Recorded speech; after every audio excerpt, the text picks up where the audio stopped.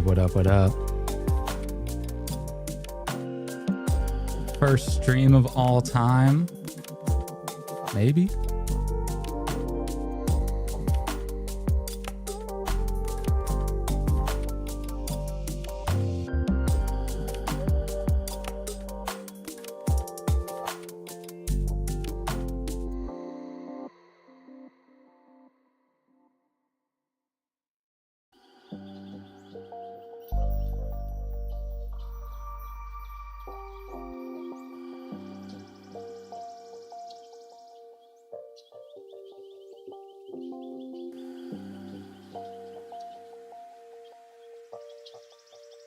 How'd you get in my house?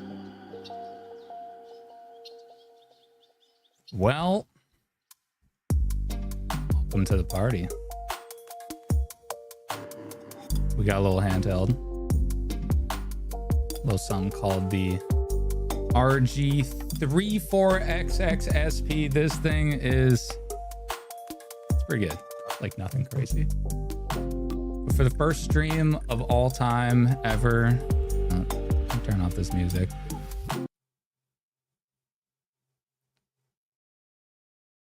It's so silent now. Anyways, for the first stream of all time ever, we got the 34XXSP from Anbernic. Man, I can't wait for them to start actually naming their products something that we can remember, and not just an engineering name. But we're gonna do a couple things in this stream. I got a little bit of an agenda. Producer, pull up that agenda. Oh, it's over there. So, top of the list, we got to make the stream work. Does it work? I see a couple people. What up, Golden Fro? Hello. Stream works. I think we got confirmation on that. All right, we're off to a big start. So number 2, we got to do some gameplay, right? Well, right. So let me get you in the cut here. All right. Kick it over to the other camera. Oh, we got music going. All right. So what up, Justin? What up, Ice Cream Buds?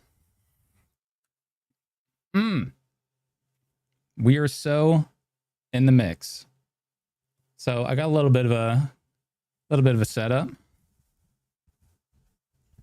Dude, it's pretty good, Justin. Oh, let me see if the I was doing a little finagling because this is gonna take about 30 seconds to turn on.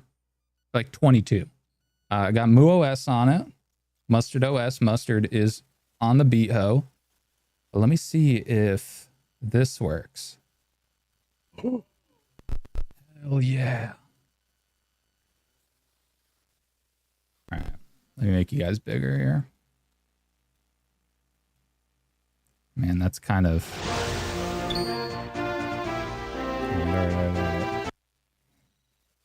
So the chat's a little janky on screen here. We're it's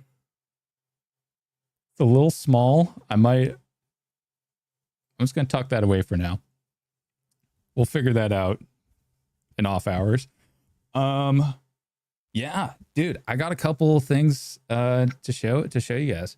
So obviously this is the 34XXSP. It's got a 3.4 inch 3:2 aspect ratio golden ratio display, and it's perfect for Game Boy Advance. However, I got a couple surprises. It is also really good for Nintendo DS games. I've actually been shocked at how good this is for DS games, because let me find Nintendo DS. The problem with this is, okay, so let me pull up something. Let's do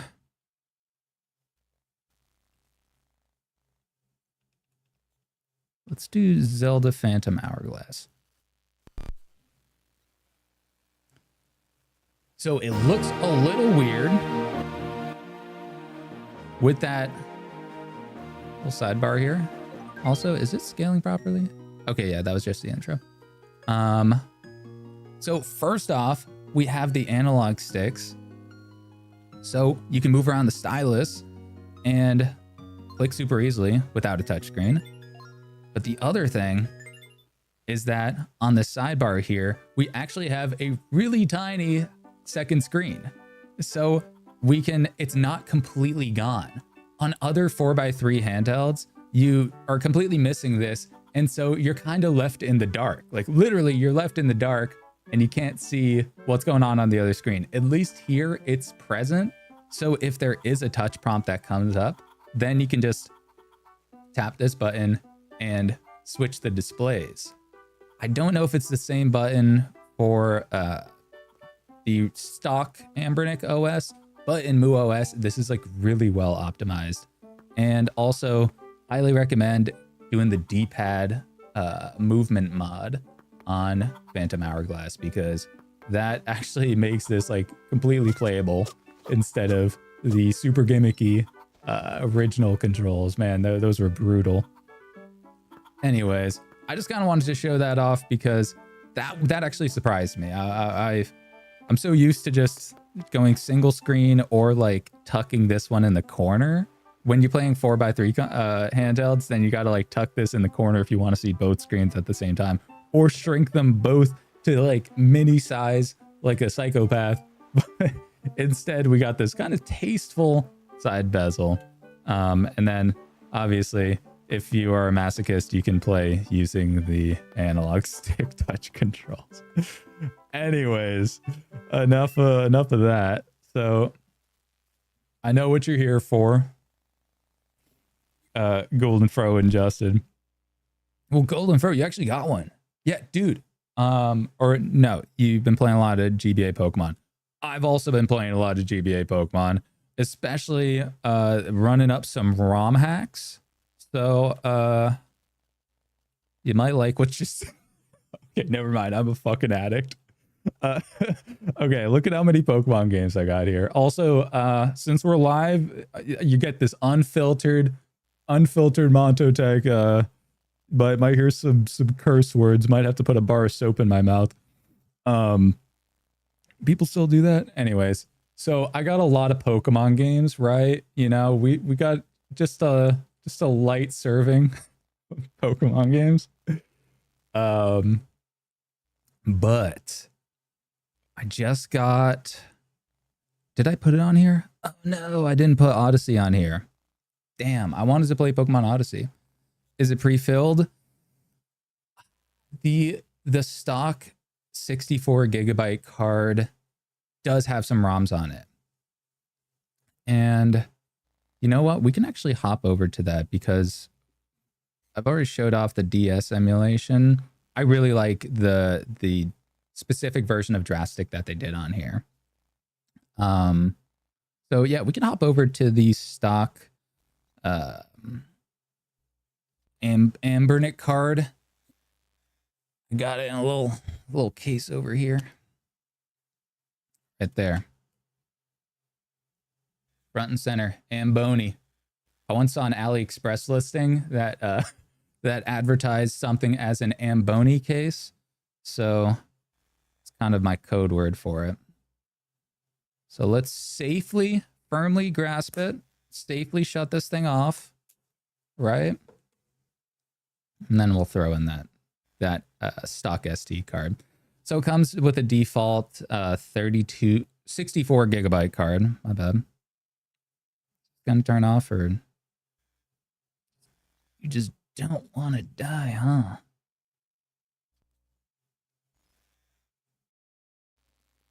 huh? Yeah. And dude. All right, well, this one is not working with me here. So it comes with the stock 64 gigabyte micro SD card. I noticed the one thing that did stand out to me was some of the pre-configurations. Hold on, man. I'm just Am I just geeking? Let's do a hard reset. It comes with some good ports. So that's another thing that I've really liked about this device is it's got that 3:2 aspect ratio display.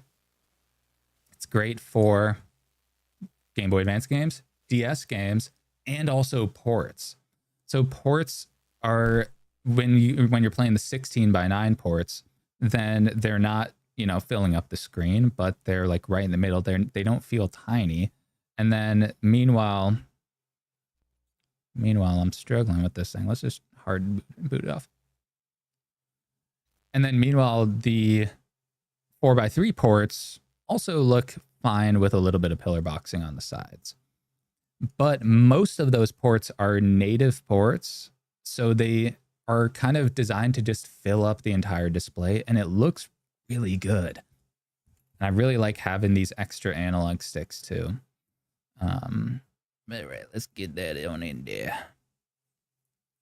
So as you see, it has your classic 2 micro SD card slots. What I usually like to do is I don't really trust these stock SD cards because unless I know the brand. So what I usually do is just throw a custom firmware on 1 micro SD card, and then yeah, like I got over here. I'll do, while this is turning on, I do a custom firmware on 1 micro SD card, make it like super small, like 32 gig kind of thing. And then I'll put all my ROMs on a big old boy, 256 gig. So it kind of, and that makes sure that if anything were to happen with that 32 gigabyte card, then, you know, I wouldn't lose my ROMs and my ROM saves. Anyways, let's pull up some GBA. Okay, so off the rip, we got pre-scraped box art, pretty rad. Non-numbered. Pal Kitty numbers their shit. Anbernic is good at it. They don't number their stuff, and they actually have like a pretty solid library. They got like a lot of ROMs that come preloaded. What I did notice, okay, I did notice that if you go to the M section, if you go to M, you're looking for a certain plumber, right? I don't see my plumber man. No Mario, unfortunately. And then if you think, oh, maybe he's the Super Mario, no, not there either. So I don't think that they want to tussle with Nintendo in that department. But you know, that's, if you got a computer, yeah, or you can use the illustrious Rixel HK app to load some ROMs in there. I don't know if it comes with it. It might, but that's like that's Anbernic's ROM downloader, and they're really just like, you know, flying a little close to the sun with that app. So it's also kind of janky, so I don't know if you'd want to use Rixel HK, but let's go ahead and pull up. Let's see what kind of Pokemons we got here. Oh no. No Pokemons. They really don't want to tussle with Nintendo. Okay, so we're missing some good, you know, some good games. But they got, what? They got Zelda? No Pokemon. No Pokemon. No Mario. But they got both the Zelda games front and center.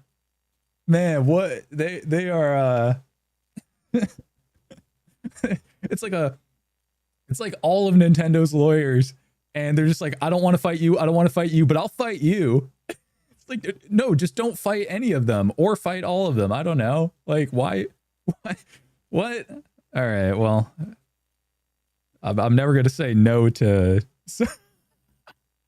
I'm never going to say no to some Minish Cap. Also, by the way, this is my first stream ever on this channel, but really in general. So if my audio sounds weird or if this gets too loud, you guys are in the driver's seat along with me. So let's go ahead and pull up some. Man, I would play some Minish Cap, but without my save on here, it's just it's a long intro. What's good on? Ooh! You don't have to twist my arm to play some Zero Mission.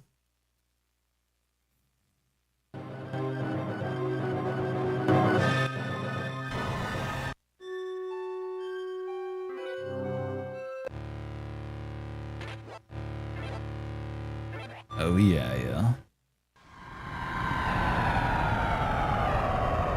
So another thing with this 3:2 aspect ratio screen is when you're playing games on your regular 4:3 screens like the 35XXSP, what they tend to do is have like a stock overlay.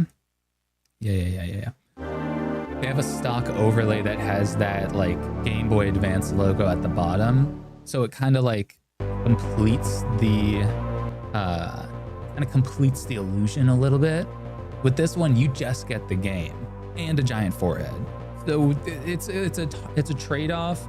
I would say it's a lateral move, to be honest, but some people might really like this fully filled up display. I just think that it's kind of weird that they just have this giant forehead with a magnet in it, you know? like a big old hat. Like, you just got a bunch of magnets in that hat. Why are you putting magnets in your hat, man? I don't know. So that's kind of how I feel about this display. It was definitely shocking when I first unboxed it. I was like, whoa, this is a big forehead. And then after a little bit, I was like, it's not that bad. And then the more that I go back to other handhelds with with the regular 4:3 displays, the more I'm like, why didn't you just fill up the screen, or make it smaller with smaller bezels? I don't know. What I do like is these analog sticks, though. I think that they're very convenient. They're not the most comfortable, but they're like nice to have, especially when it comes to playing ports. I'm a port demon. This has kind of been like my port master machine, especially with that extra 2 gigabytes of RAM as well. Man, this thing actually rips through ports. So we'll play a little bit of this for another 2 minutes, and then maybe load up another Game Boy Advance game, and then we'll throw back in my other SD card with all my ports on it. And then I want to give you guys a sampler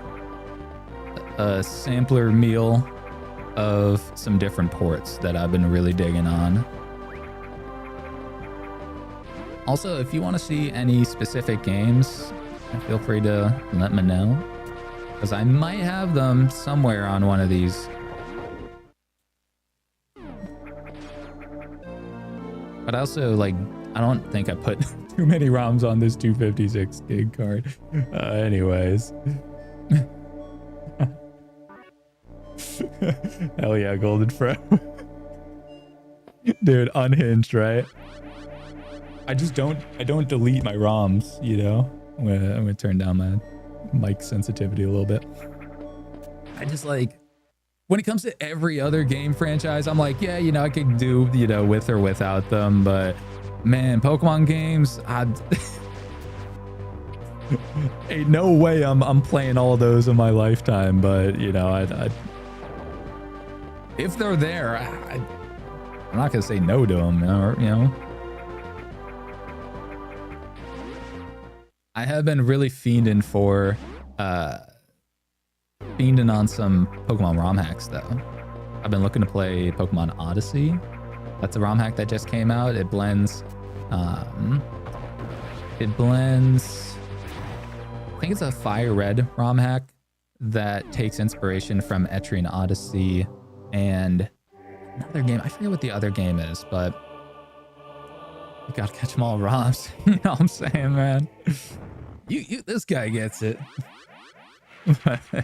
But I tried playing Etrian Odyssey on here, that first-person dungeon crawler on the DS. Dude, if it didn't have that mapping.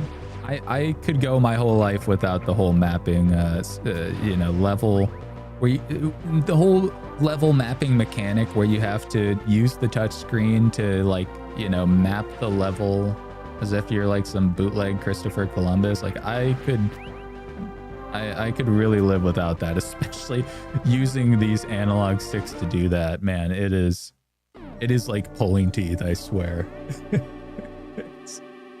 Because even like when you mess up, you have to erase it, but you have to use the touchscreen to erase it. There's no like undo hotkey. So if you mess up, you gotta use the touchscreen to correct your mistake. So you gotta use it accurately. So it's just, oh, it's a painful game.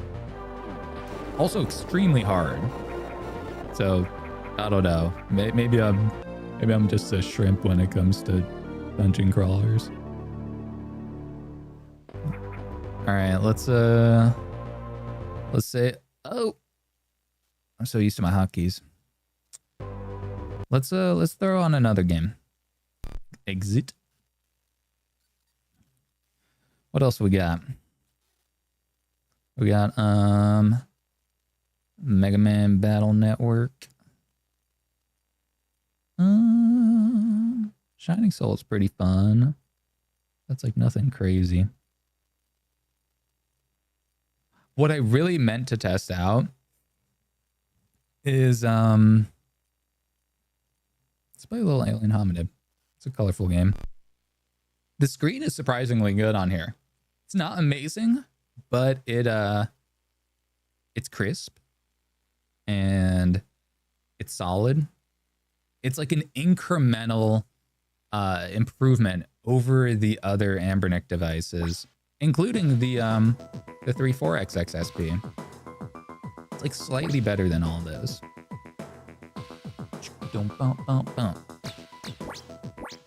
Yeah, let's get in the mix here.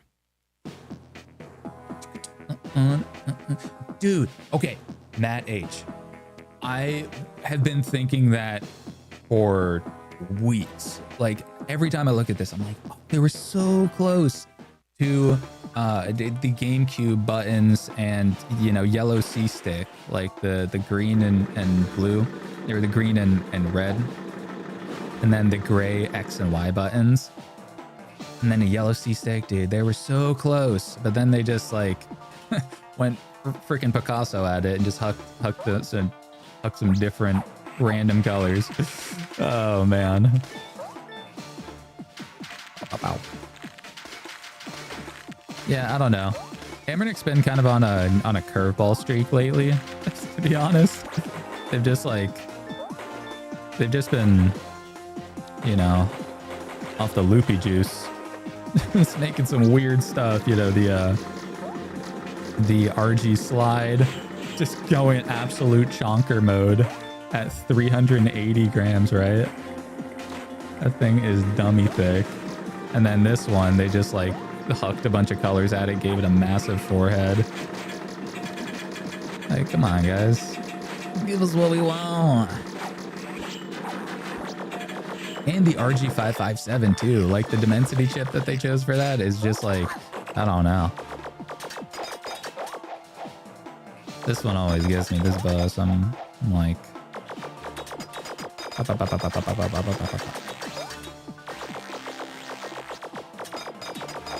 yeah. I remember playing Alien Hominid on Xbox Live Arcade. So when I saw it come to the Game Boy Advance, I was like, we can have an Xbox game on the GBA. We're living in the future, man. I was pretty hyped. The same way I was hyped when Game Boy Advance video was a thing. And we used to like watch videos. They would have like super compressed episodes of like SpongeBob and Ed, Edd and Eddy on the Game Boy Advance. Man, that was gas.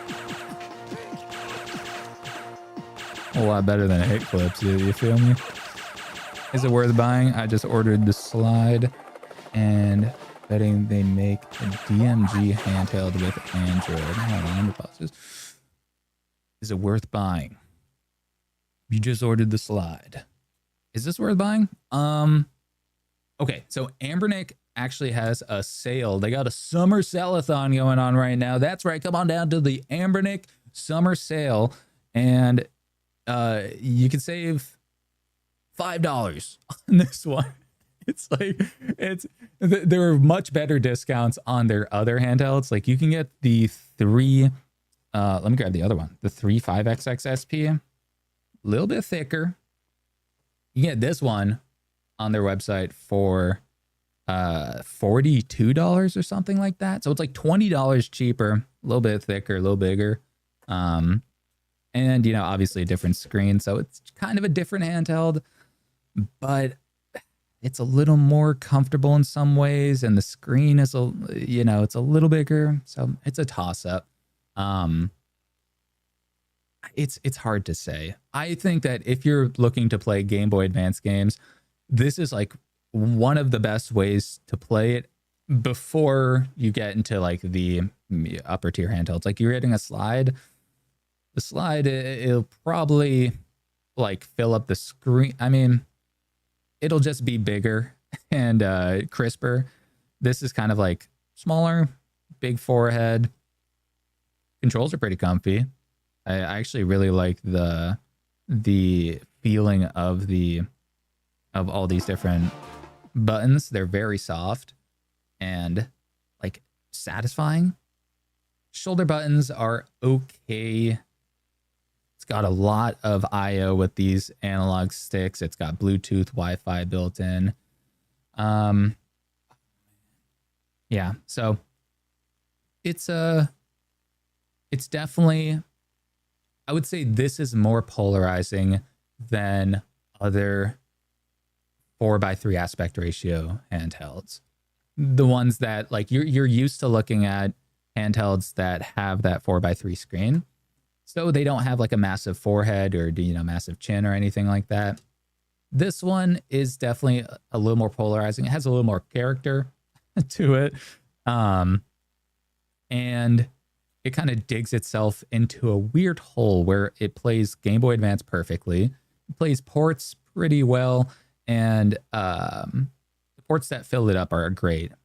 And the performance on the ports, it's like top notch, to be honest, for a budget handheld. PSP performance is really hit miss and more miss than hit. So when people talk about this being a PSP handheld, yeah, get out of here. It's not a PSP handheld. Maybe if you're running 2D PSP games, maybe, but for most PSP games, if it's just running one type of game, it can't be called a PSP handheld. And those also have the top and bottom bars because unless you stretch it out to fill the screen. And then everything else, the 4:3 games have the black bars on the sides or, an overlay. So they feel really small on here. They're closer to, I think they're a 3.1 inch or 3.2. I think it's 3.1 inch after, all the cropping is taken into account.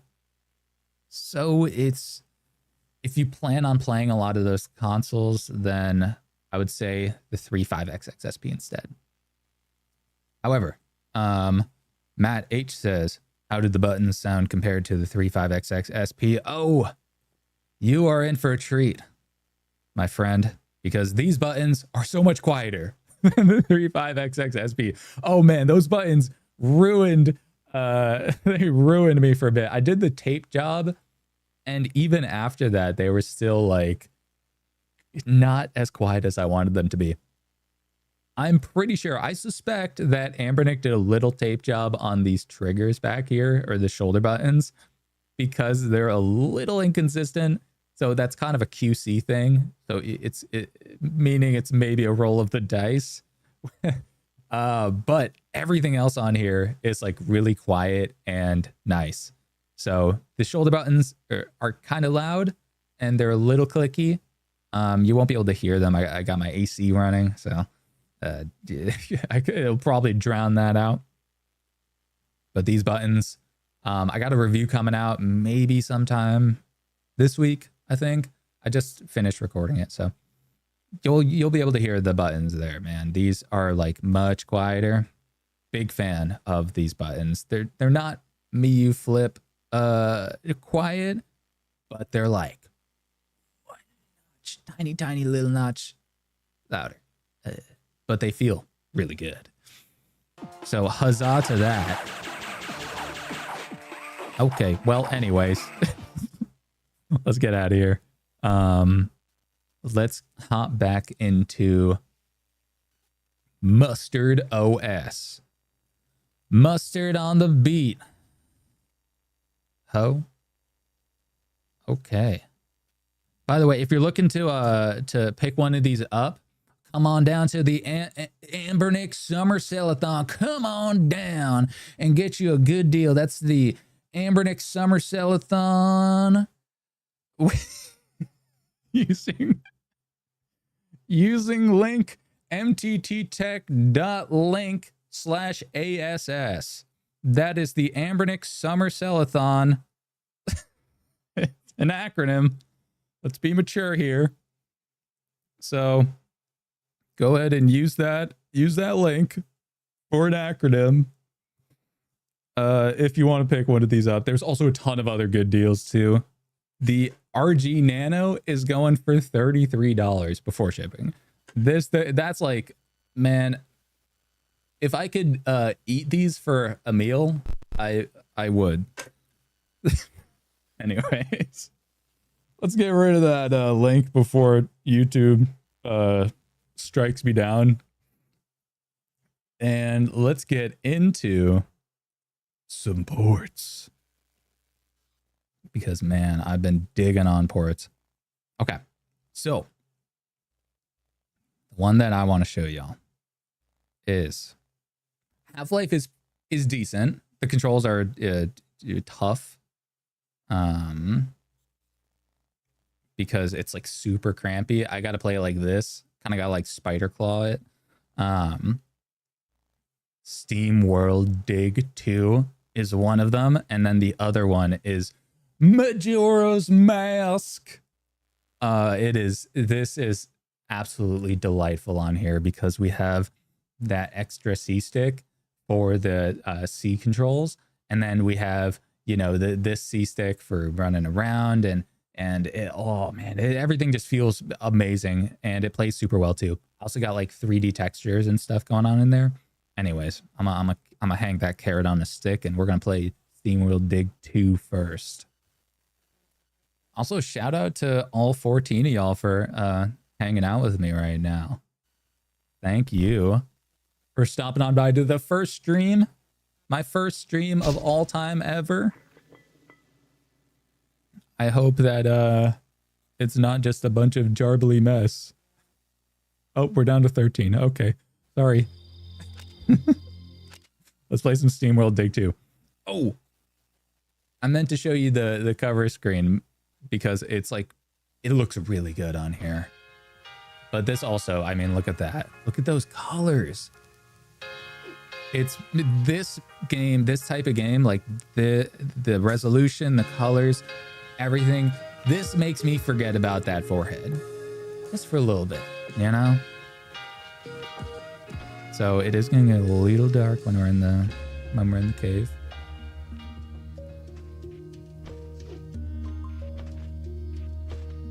Oh, let's go ahead and teleport down. I probably played like, I don't know, maybe 3-4 hours of this game so far. This is really rad. It's the sequel to Steamworld Dig 1. Steamworld Dig 1 is kind of feels like a lot more of a simpler version, I guess, of this one. This one has a little bit more character in the animations and all that. Oh, you got the 34XX non-SP 2 days ago, Grey Ghost. Yeah, dude, it's hard to justify getting this and also having the 34XXSP. I got it like right to my side. But I mean, on the other hand, this has the 2 analog sticks and a clamshell form factor. So it's like, it's different enough to where you could use them for completely different things. Like I would play a ton of Pokemon on the 34XX, but I would play a ton of ports on this one. I mean, and also Pokemon. I would just play a lot of games, you know. But I also don't want to feed into buying a million Anbernic handhelds with the same chipset. Oh, it kills me that they just don't use a different chipset. Why don't they just use like one new chipset for once? Okay, I gotta find the water ability. I'm not sure where it's at though. Oh, right, I gotta go up a little bit. It's hard to justify with your wife. Hey, listen. That's your battle, brother. You can totally justify it to yourself. You gotta get it past the boss girl and get to that wallet, you know. All right, where are we going here? We're gonna try and get in there. Get me in that door.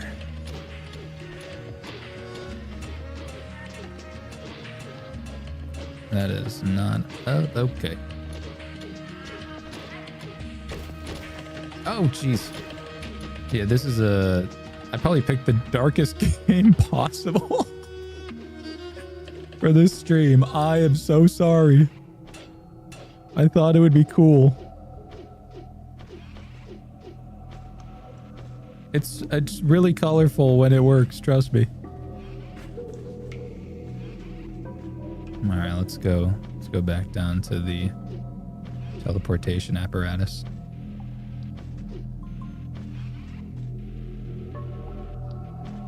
I always forget how dark this game can get. Kind of spooky too, right? Anyways. Game and platform, Miguel. Steamworld Dig 2 or Portmaster. So it's a native port. You got to buy the full game on GOG, Galaxy Games, something like that. No, good old games. It's GOG Galaxy, I don't know.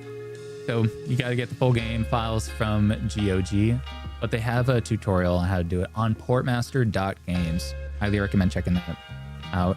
And you can run a lot of those Portmaster games on here. It's you'll have better luck with it if you install a custom firmware. So I'm running a custom build of MuOS, MuOS, aka Mustard OS, mustard on the beat ho. But yeah, I think MuOS really enhances the overall experience of these kinds of handhelds. Do I need a stronger pickaxe? Oh, that's what I probably need, huh? Red? No. I need to get to the other side. I got to do the other side. Man, killing me.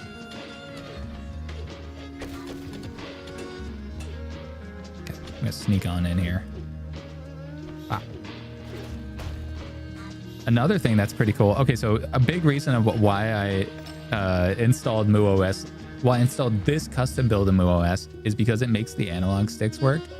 Tried Half-Life, sure thing. We can do Half-Life next. And so a big reason why I chose this specific build of MuOS is because it makes the analog sticks work. I don't know if the full stable release makes the analog sticks work. Maybe they have it fixed by now. But another reason is GameCube games can kind of run on here. I wasn't able to get it running. My brain, I didn't have enough brain cells to get it going. But I saw somebody do it, and it was pretty rad.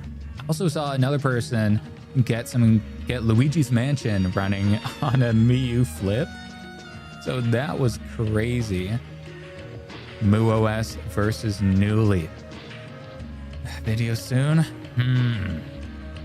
I actually haven't installed Newly ever. I'm a Newly baby. I'm a newborn, you know what I'm saying? So I'd have to do that first. I'd have to get newly installed. Oh, yeah. Upgrade. But I'll add that to the list. I am interested in what Newly has to offer. I'm a MuOS fanboy. I think it's a really mature operating system. What kept me away from Newly for so long was the fact that you had to wirelessly transfer stuff to your device. You couldn't use USB mode, but I know that they fixed that recently. So, okay, I can throw pressure bombs now. You will. What does that mean? Where do I... Stop? Oh, okay. Stop.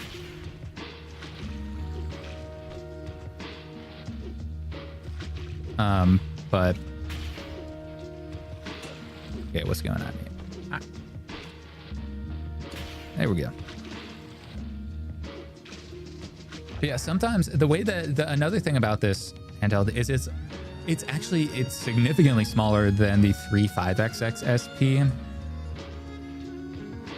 Is what I noticed, that they look similar on camera, kind of, but in person, when you actually grip this thing you can grip like that, and it really just has some thickness to it.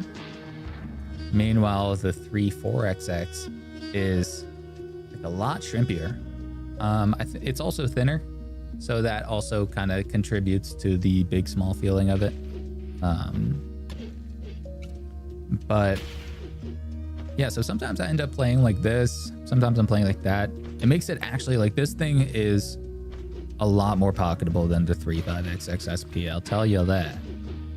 That thing, you'd be getting the whole, is that a 35XXSP in your pocket? Are you happy to see me type comments if you put that thing in your pocket. This one, not as much.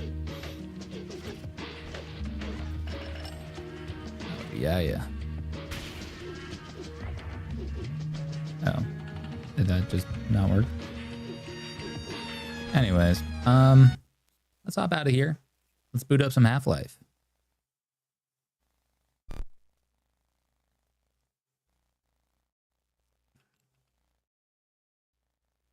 Also, the default Anbernic micro SD card actually includes Quake and maybe Half-Life. I got to double check on that, but it definitely included Quake. I was surprised about that.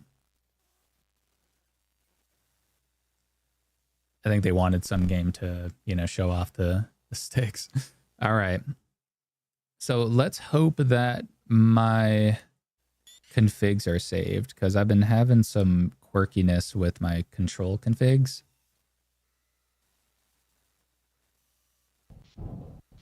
I don't know what specifically happened. Oh yeah, I'm about to die. I'm at 6 HP. All right, well, that's probably... Yeah, okay, anyways. That's Half-Life, so thanks for watching. All right, let's get back in there. Maybe let's load up an earlier save. Or, nope, okay, we're back in it. Oh, geez. Okay. Yeah, man, I really cooked myself here. 6 HP. And... oh, yeah, and then over here. Okay. So it's like buttery smooth. That's something that's like really rad about the Half-Life port. And control-wise, it's actually not that bad. Right now I'm on a health hunt. What's up, brother? You go on without me. Okay, can I go through you without you? Hell yeah. No, keep going. I need HP. Let me raise up the brightness a little bit. It's a very dark game. Yeah, it's running really well. Like this is like, I don't think I noticed any real stutters outside of an occasional load between level sections. Like right there, you get those when it loads it out. It like flushes out the last level and then it loads in the new section. Outside of that, no, it's pretty rad. You know what's not rad is not having HP, because that, yep, there you go. Okay. Yeah. That's Half-Life, huh? That's just the average Half-Life experience. All right, what else? Oh yeah. I wanted to show some two ship, two Harkinian. Majora's Mask port. Hello. Another thing, check this out. Okay, this is a really weird quirk about this handheld, is you think that it has, so it only has one hinge point, right? It's not a MIDI flip. It just launches open to this hinge point.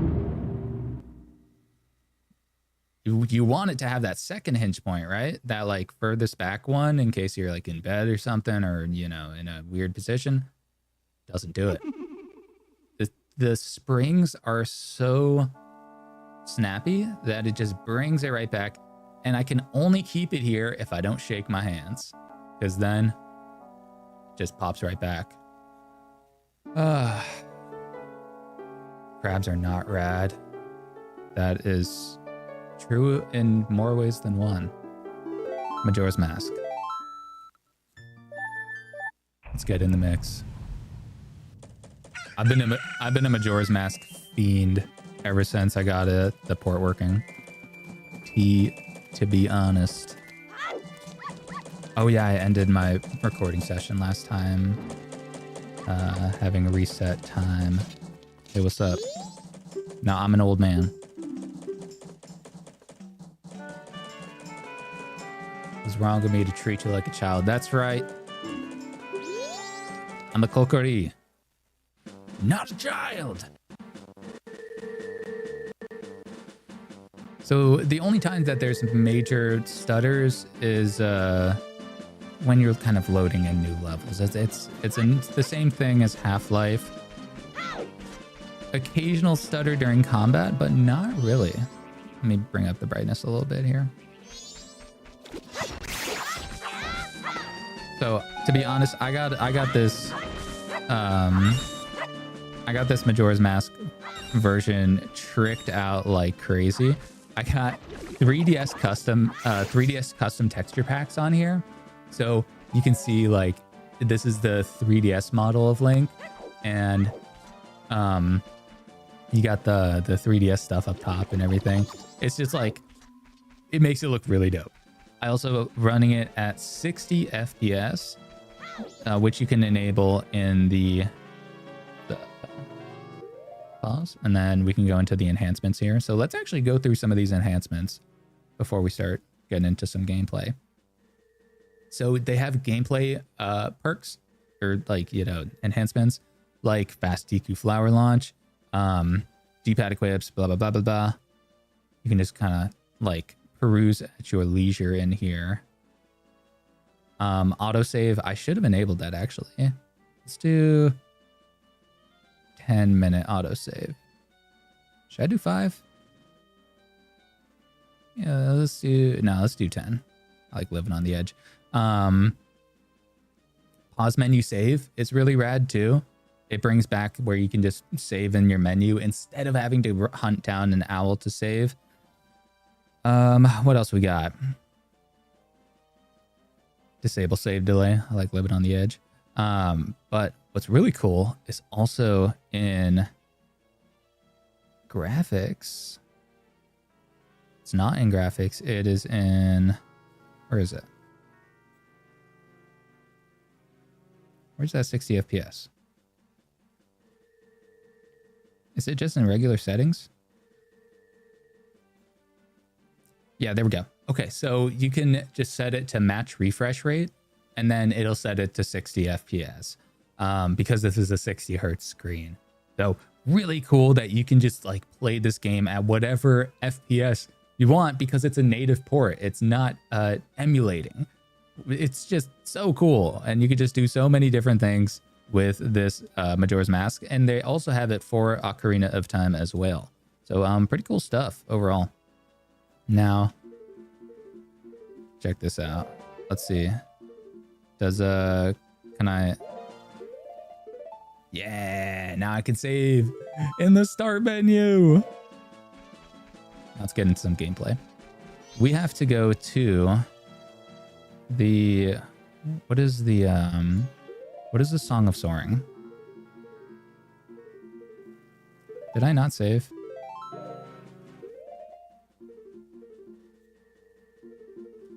Yikes. Oh no. I might have forgotten to save after my last thing. Anyways. Oh, brother. Does this have skippable cutscenes? Man.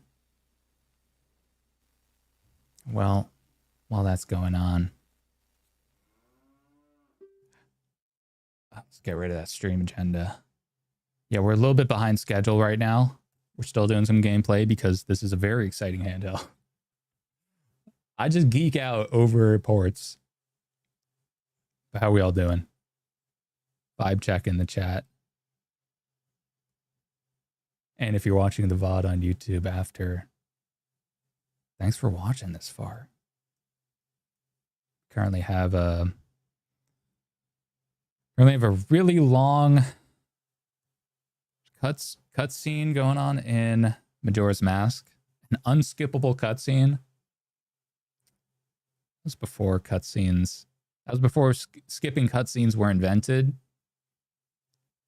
It's actually invented by a wise man named Skipper Cutscene.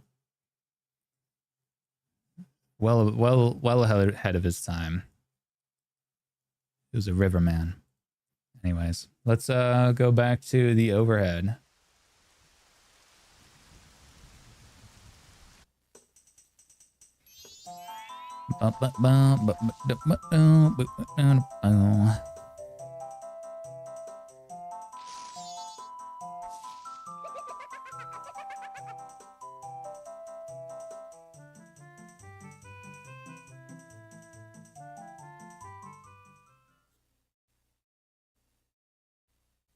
So for those of you just tuning in, this is a port of Majora's Mask. This isn't emulation. This is a native port of it called Two Ship to Harkinian. And it's a way to essentially run this game with a bunch of improvements like 60 hertz or 60 FPS. You can run it with custom texture packs. You can get like speed hacks, quality of life improvements, all kinds of cool stuff. So this is kind of like the super tricked out modded version of of Majora's Mask. Like, check this out. Instant transformations. You don't need to wait. Pretty rad.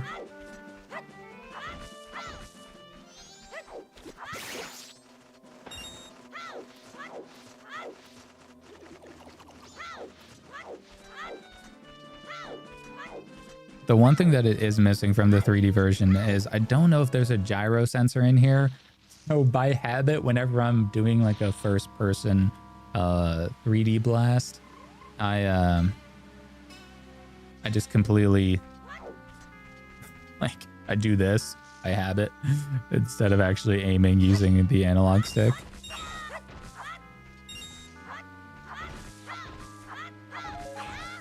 I really want to know what happened to my save, because I did the whole dungeon and everything, man. Unlucky. What's up? What's up, Mr. Dream?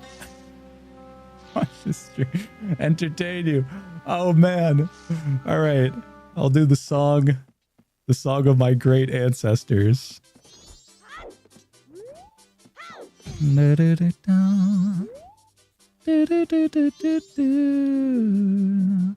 I'm not a boy. I'm a cookery band. Oh, brother. This guy's a yapper. And then, yeah, they're not there. So we'll hop on over to the... Honestly, this is a really boring part of Majora's Mask. Like, there's some big highs and lows to this game, and this is the whole, like, hunting down the labyrinth arc is, you know, they were on a timeline with this game. They were really on crunch time. I think they had, like, what, 1 year to make this game. So they used the Ocarina of Time engine, and they just, like, flipped a bunch of assets and basically made this whole game in, like, record time. I don't know if it was 1 year, but it was a very impressive feat. That this game exists alone is a actual marvel. And it really, you know, a statement of the time, especially developing on N64 hardware. Oh man, that's like developing on hard mode. All right, well, oh yeah, and then I gotta go into the labyrinth, and a bunch of monkeys show me the way, just like my normal days, you know. Sometimes I just head out back to the labyrinth and wait for the monkey to show me where to go in my life. The monkey was the friends we made along the way.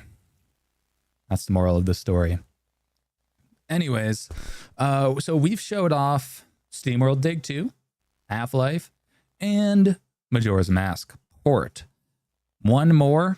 Oh, I can't show that off on screen on stream because PokeMMO has my username and stuff, and I don't want y'all hunting me down in PokeMMO.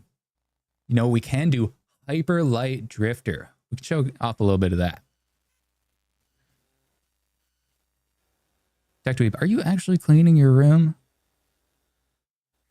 Or is that all a ploy? Which room are you cleaning?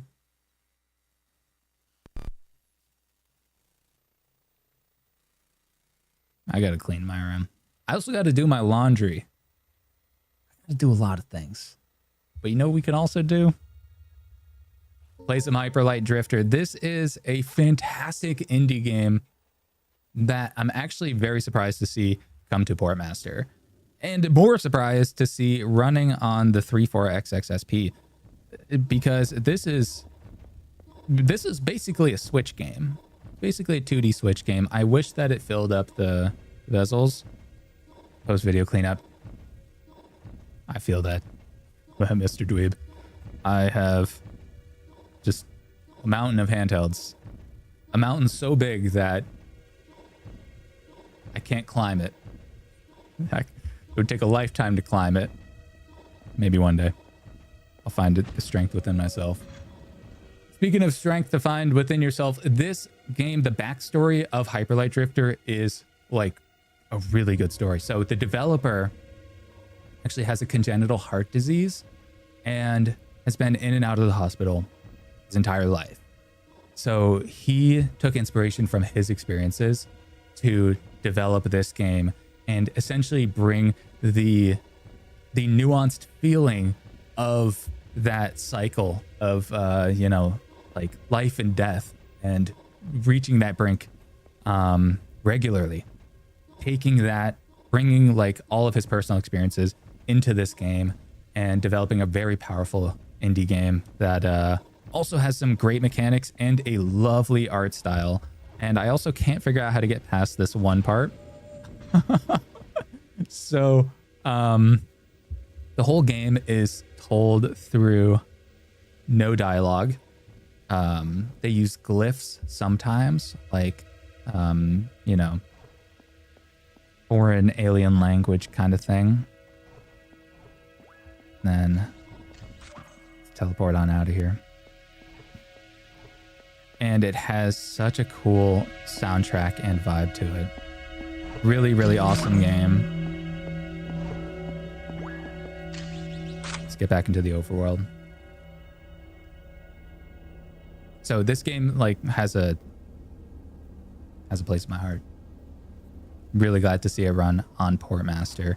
It gets a little bit framey with the 34XXSP. This is Not the most powerful chip. Yeah, like right there, you know, got a little bit of stutter. Hyperlight Drifter is an absolute gem of a game. Bread and jam, yes, absolutely, it really is. Like, you can tell looking at a game. Let me turn down the brightness a little bit. You can tell looking at a game like what games really have a lot of heart put into them, and this is you know, really high on that list. So much character, so much ambience, and it really just draws you in. Oh, okay, and that's another thing, as I also forget how to play it. So it has this Hyperlight, like kind of dash mechanism, where if I remembered actually what the attack button was, then it feels, you kind of feel like John Wick a little bit sometimes.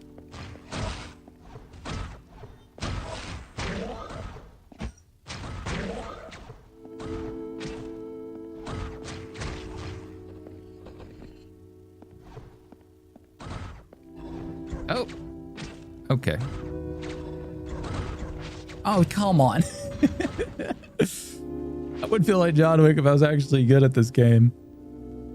I'm a little rusty, all right? A little rough around the edges. I also don't really like doing the gun mechanism in this specific port. I don't really like remember the controls. The controls are a little wonky. But the combat, this is actually a surprisingly hard game too.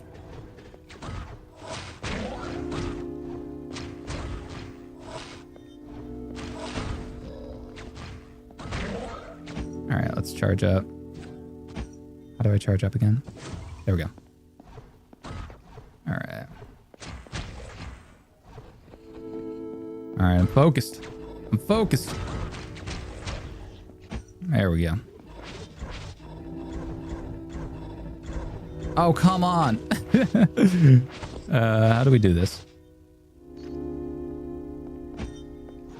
So there's got to be a way to... Oh.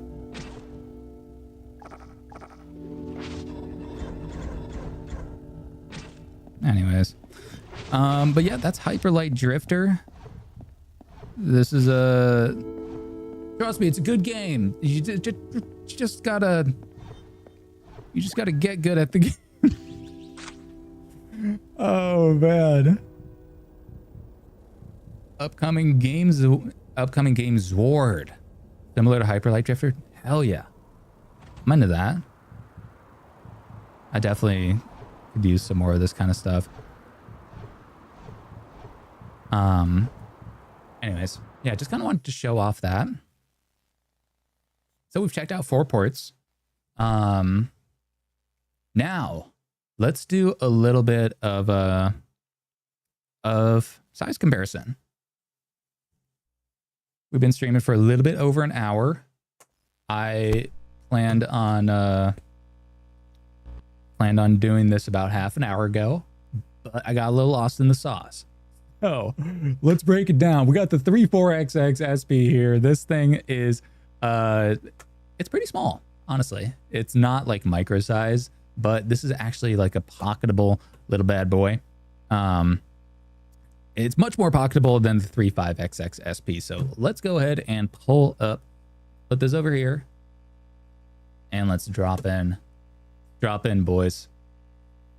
So that is the 34XXSP and the 35XXSP. These are it's kind of big brother, little brother type beat. Bread and jam, Miu Flip or 34XXSP. A tale as old as time. Let's go back to our ancient ancestors and back to our roots. Channel their memories and figure out which one they would pick. It depends. So the Miu Flip, I actually have one, is oh, it hurts to open. Oh man, like look at this. You can see that the whole thing is shaking. That hinge that hinge is the death of this device. That hinge is the hinge that they have in here is the shovel that dug its grave. Everything else about this device outside of the hinge and the SD card slots, because on my other Miyu Flip, the SD card slots went kaput. They stopped working. Oh man. So the hinge and the SD card slots are the death of this device. Outside of that, the screen is decent. The sticks are solid. The V2 is the way to go. Like, I'm glad that they did this. But man, if they did a V3 with a better hinge, I would take this over that. They'd also have to make these SD card slots reliable, because let's be honest, like, the last thing you want is your SD card slot to just stop working, because then you just got a lemon. You literally have a handheld. That's all you can do is hold it. Anyways, Tech Tweed, in your opinion, should they have left the sticks off the 34XXSP? I don't know, man. I just don't know. I think they had to pick their battle. You know, let me get some of this stuff off the screen. They tried to do too much with this handheld, in my opinion. They did the 3x2 aspect ratio screen, which is great for Game Boy Advance. You know that. You're a Game Boy Advance fiend, just like me. Cut from the same Game Boy Advance cloth. I fucking love Game Boy Advance games. But then these are just a curveball. It's like, it's mixed messaging, in my opinion. I would have loved to have a no analog sticks and just really focus on, and also less forehead. If they drop the analog sticks, then I want less forehead as well. But I might be asking for too much from Anbernic with that one. But I mean, yeah, I would have liked no analog sticks. The uneven screen, Bread and Jam, the uneven screen is a big turn down for you, dude. Same here. It's just weird. It just it feels like they're hiding something. What are you hiding in there? Why do you got so many magnets in your forehead? Isn't that dangerous? But yeah, no sticks would have been great, because then it would feel like a more purposeful, thoughtful experience, and just handheld in general. This feels like it feels like they just kind of like lost their, you know, they had a very short attention span. They're just like, man, maybe we gotta throw in some sticks here. Oh yeah, and also let's throw it a 3x2 aspect ratio screen for the Game Boy Advance. But like, I don't know, like, we want a really good hinge too. But yeah, it's just like, man, this is just a lot of noise down here.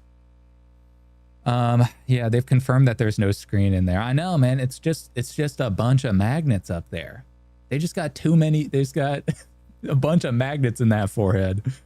Yeah, I'd love to see a V2. That's the Anbernic monkey's paw. They grant the wishes, but there's always a downside. Exactly. Well put. It's the it's the monkey's paw. The genie can only grant 3 wishes, and one of those can't be more wishes. You only get you only get to pick one of those things that you want, and then Anbernic will throw in something that you don't want. That's a give and take. The Anbernic promise. I would love to have seen a 5XXSP with the full, you know, immersive display, 4x3, fill up that screen, and the analog sticks. But at that point, you also might as well have like an extra, like a little better processor. Maybe, you know, I don't know, Rockchip RK3566. But at that point, it's just a Miyu Flip, but better. And I think we could all use that.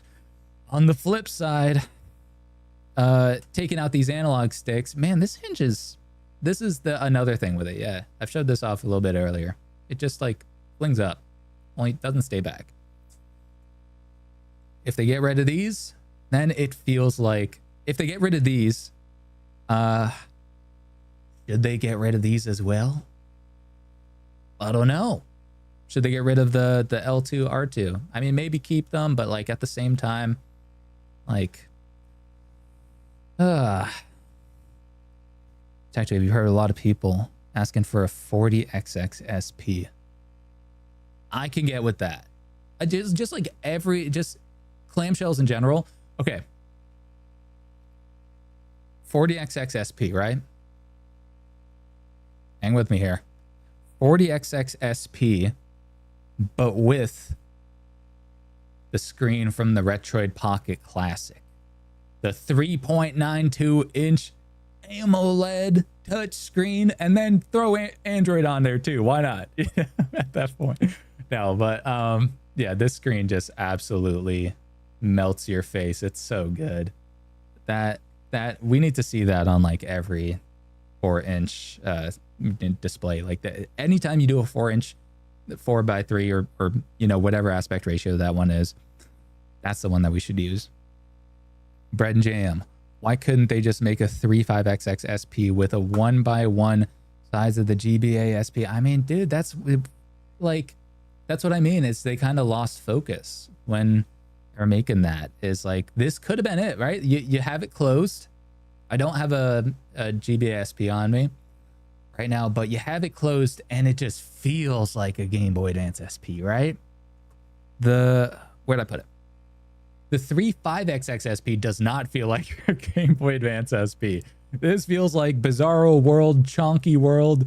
You know, they put a little too much air in the balloon and got this one, but this feels like a dead ringer to a Game Boy Advance SP. This one is a little bit different, but I think it might just be because of like, you know, some of the textures that they use. I don't know. This feels a little different. Maybe I'm also just a little bit of recency bias with this one. But then you open it up, and then you got these two sticks staring you dead in the face. These are staring you right in the eyeballs, and this is staring you right in the forehead. You're just like, what am I looking at? What's going on here? And then also the random, back to my whole like thing about this just feeling a little bit random, is the random colors. Like these are the Anbernic colors, right?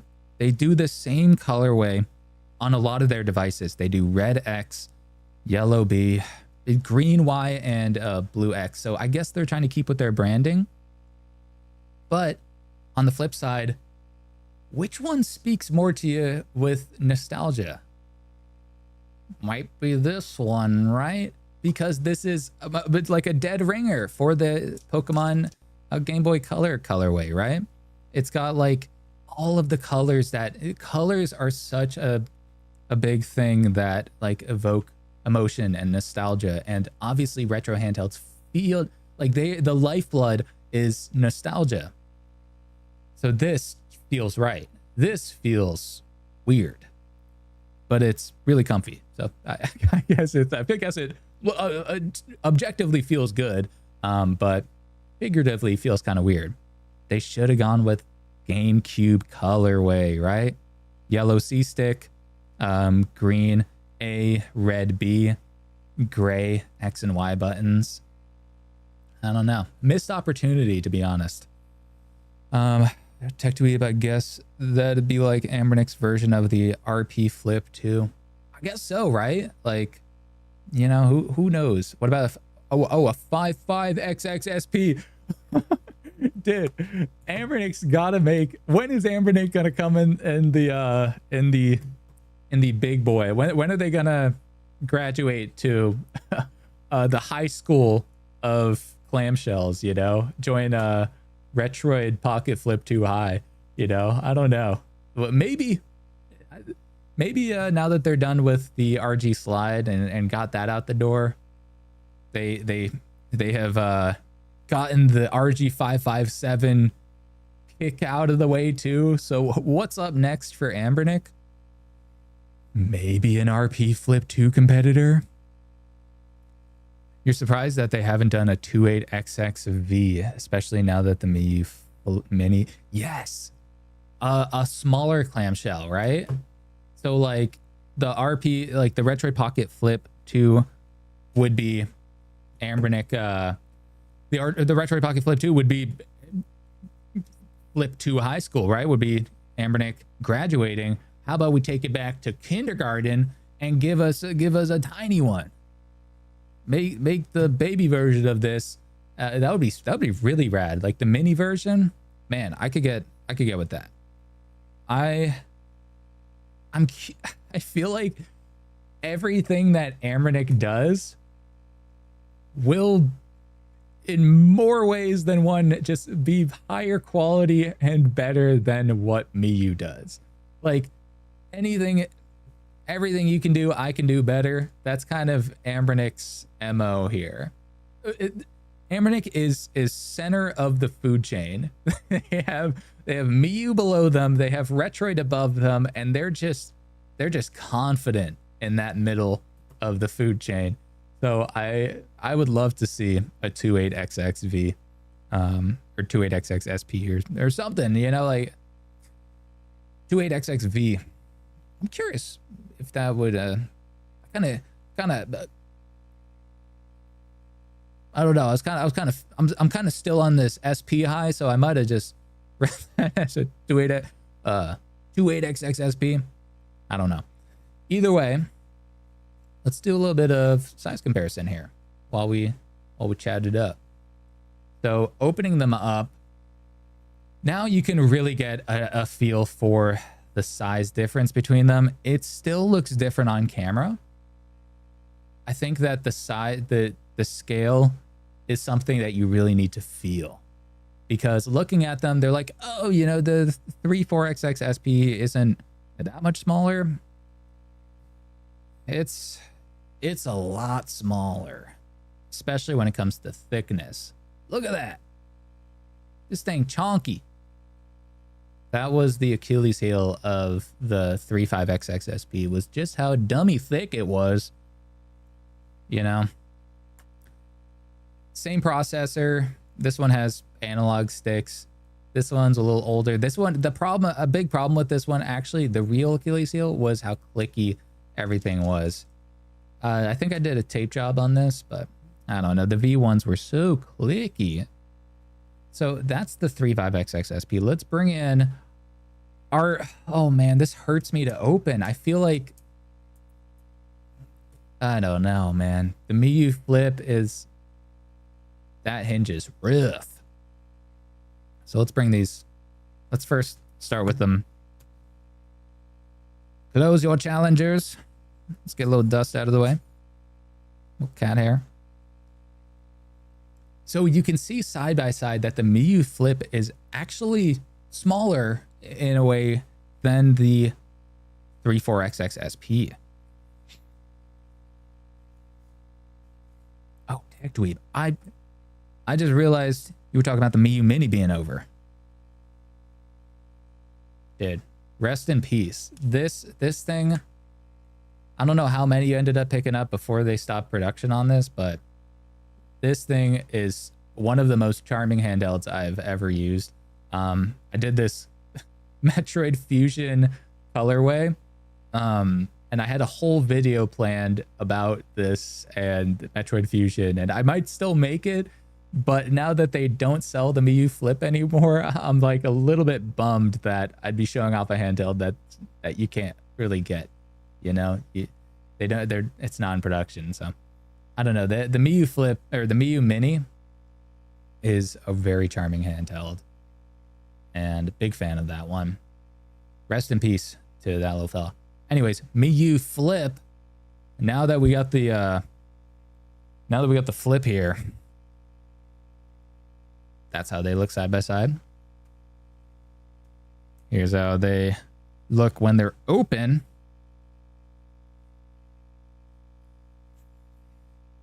Still just a little bit smaller. I think they're smaller horizontally. The screen is actually just it feels much bigger on the Miyu Flip here. But yeah, this this forehead just really stands out. It's just front and center. But everything else is kind of very, very similar. These buttons are much softer than these ones, but these ones are also very satisfying too. So it's kind of a give and take when you got them side by side here. That's how they look when you squish them together.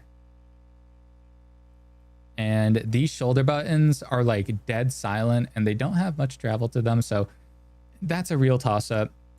On the flip side, these ones are a lot clickier and they have a lot more travel to them, but they're kind of inconsistent. So I don't really know. I think that's a toss up. You can really see the difference in the shoulder buttons when you show them from when you hit it from the back. But yeah, that's the Miyu Flip and the 34XXSP. Tech Dweeb, you should still make it. A lot of people grabbed a mini before it's gone. Yes. Oh man, I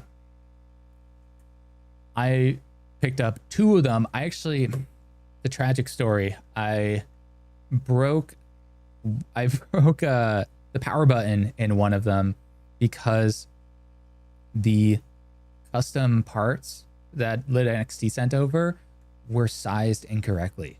So like these buttons I had to shave myself, and this button is kind of a little bit stiff. So yeah, I don't know. Some of them get stuck. I could probably tune it up a little better, but I just love how this thing looks. And I also love Metroid Fusion. So that's kind of just a me thing. PSP God of War test, PSP God of War test, game test. You didn't say it 3 times, so you can't summon it. Sorry. You gotta say it 3 times in order. And it's gotta be 3 a.m. Devanch. Anyways. Bread and Jam, are you going to review the official Retroid dual screen add-on? You bet your ass I'm gonna review that thing. I'm so hyped for that. It looks so awesome. I was so hyped that I resurrected my Retroid Pocket 4 Pro. I got a grip for it. The grip is a game changer for that handheld. It just really improves the ergonomics so much better. I got a grip for that bad boy. I played it like for a few hours last night. The screen is still meh, but you know, that's besides the point. I also got the Retroid Pocket Mini screen replacement shell swap thing, so we'll maybe do that at some point too. I basically have rejuvenated all of the handhelds that it's compatible with. From the Retroid Pocket 4 Pro, I re-upped on that. I got custom buttons and stuff for the Retroid Pocket Mini, and then the Retroid Pocket 5, I got the grip, and I also got the dual screen in the GameCube colorway, so to kind of match that. Hyped is putting it lightly. This thing is just so cool. All right, bedtime for dweebs. Good night. Soldier. Soldier? I don't know.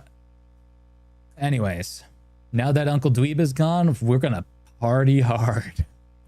Let's go ahead and check out let's see. I got a list of other handhelds that I want to size compare it with. Next up, we have, you guessed it, a 3DS Ambassador Edition. That's right. That's right. Hold your applause. I know. This might be the first Ambassador Edition 3DS you've seen. I did pay full price when this came out, the whole $250. And then they gave me a video file with a spinning logo and a couple ROMs as an apology after they slashed the price by $70 on this one. Anyways, that's how it looks side by side. You can see this one is just bigger just by the hinge on it. Hold them side by side. A little thicker. So the 3DS is definitely a thin device. This is kind of right in the middle, the 34XXSP. When you open them up, you can really get an idea for the bezel of these older official handhelds. Look at that bezel size. Also, look at all those fingerprints. It's Kind of grimy, right?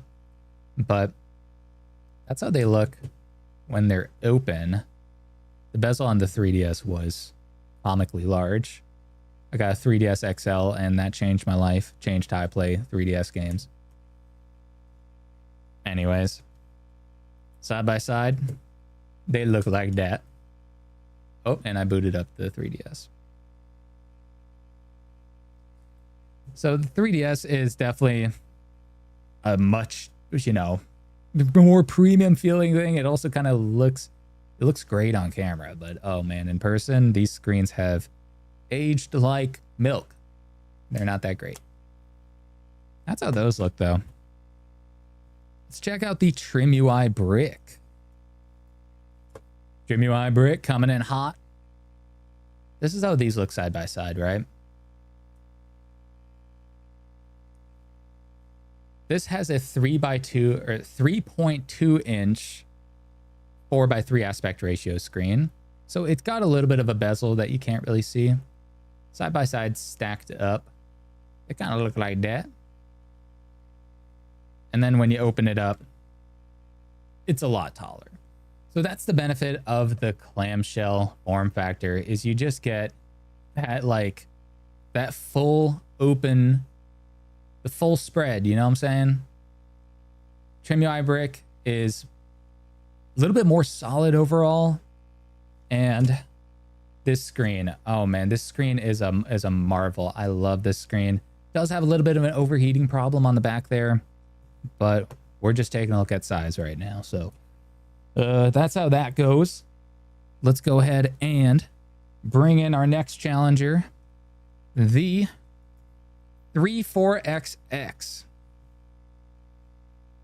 Where you at? Who had the 34XX handheld?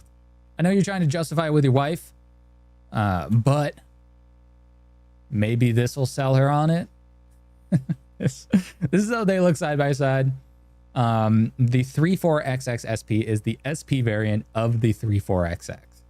So they both have the exact same screen. I think this one is tuned a little better on the SP model. It's because it's newer. But you can see just they're completely different, like, form factors and kind of just shapes and experiences in general, even though they have the exact same chipset underneath, the exact same screen. They're just polar, you know, they're yin and yang. It's just like the original Game Boy Advance and the original Game Boy Advance SP. They were just much different experiences. The squishy shoulders on this thing are so good. Oh, I love the squishy shoulders on here. These back ones are fine. They're there, but it's actually nice to have them stacked instead of inline. It's just it has a lot of character to it. That's how they look in terms of squishy thickness. And then again, just much different handhelds overall. You could practically fit that between the buttons if you really wanted to. This one is probably a little more ergonomic. A lot more ergonomic. The D-pad kind of stinks though.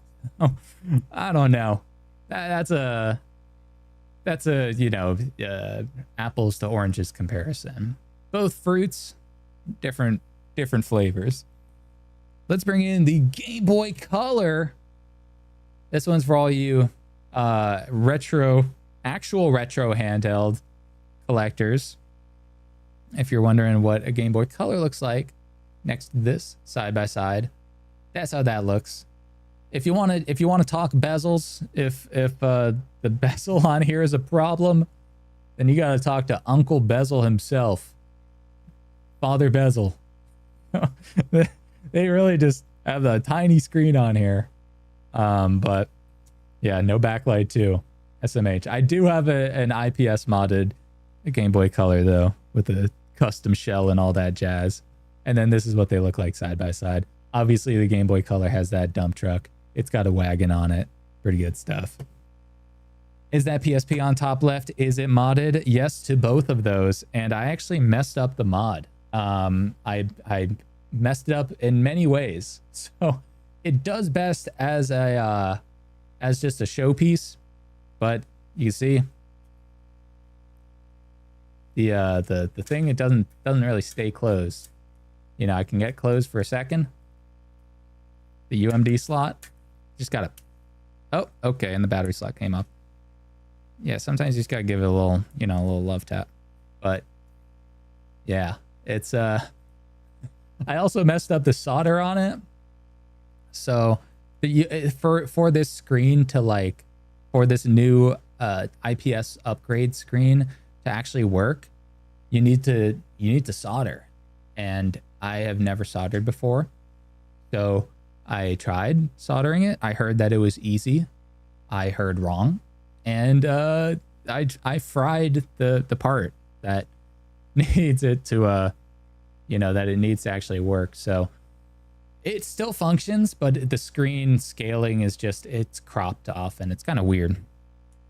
So that's that one. That's the story behind that one. It looks amazing, feels great. It's not very practical. So let's take it out to a let's check out a, where'd I put it? Oh yeah. Now that we showed a Game Boy Color, what about a Game Boy Color game? That's how these little fellas look side by side. We have that. So it's compact, very compact, but obviously, you know, thickness is a little different there. So they look like that. And you can practically just put it right on top there. So if you're wondering, if you're familiar with, you got the muscle memory from Game Boy Color cartridges. It's not that good. Bread and Jam, is the IPS upgrade worth it? I don't know. It's I didn't really play any games on it after I effed up the solder job. I kind of you know, gave up after I effed up the solder. You know, I was kind of just like, well, okay, this is just cooked. You know, the UMD drive is broken, the solder is messed up. You know, I was basically just like at a point where I was like, okay, I can either just brute force mod this, you know, software mod it, and then just play it as like a suboptimal experience, or I can just get another PSP motherboard and then do the whole thing over again. I was just like, okay, I'm just gonna not touch it. So I don't know. It's a really nice screen, but it's hard to say if it's actually worth it at this point. I think the original PSP screen was kind of bad, so maybe from that aspect it is worth it. Let's check out a Xbox Series controller. Zoom zoom. This one is also, speaking of custom shells, this one is my baby. I love it. I custom shell swapped it. This was actually super easy to do. It doesn't need that much technical know-how. So cool stuff there. I really like those like controller mods. Bad boys looking sexy. Yeah. Yeah, you get it. This thing is like, dude, I this is my like bedroom handheld. It just like sits on my nightstand, looks great, feels great too. It's so soft. Anyways, I'm gonna stop geeking about this controller. So this is how they look side by side with the 34XXSP. You see that it is taller than this, as you would expect. But when it's closed, it's a lot more compact, a lot shorter. Obviously, controller, dummy thick. You know the deal. But that's how that looks. And the reason I'm doing all these size comparisons is because you're probably more familiar with these devices instead of this, you know, kind of more niche handheld.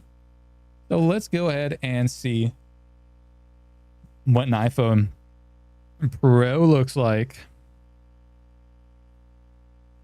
Just gotta make sure it stays.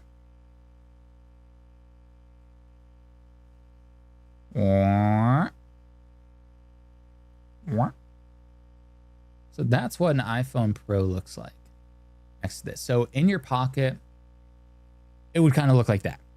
It's about half the size, maybe a little over half the height when you're looking at them side by side. When it's flipped out, this is an iPhone 13 Pro, by the way. When it's flipped out, it's slightly taller. And then on the side, you can see a lot more thin, the iPhone, than the 34XXSP. Maybe about, this is probably about, the 34XXSP is probably about twice as thick as the iPhone. This is the 13 Pro, by the way. So it's a little bit aged, seen better days. You know, Apple loves to just like bring their older phones to a grinding halt after, 3 years. So that's how that one's feeling. Let's check out a pair of AirPod Pro 2s. As customary, this is how this would look in your pocket if you decide to put them in the same pocket. It's probably about, 2.5 times as tall as the AirPod Pro 2s. That's also, if you're wondering about thickness in your pocket, they're pretty similar. The 34XXSP is slightly more thick than the AirPod Pro 2s. And finally, we would do a Steam Deck, but the Steam Deck's in the other room, and we'll do that another time. No, we'll do that now. I'm going to go get that Steam Deck.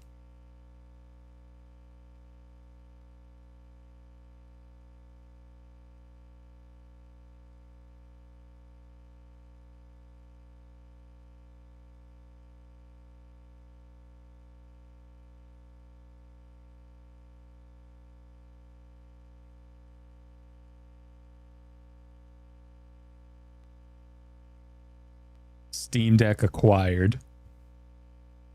So that's how it looks like on a Steam Deck.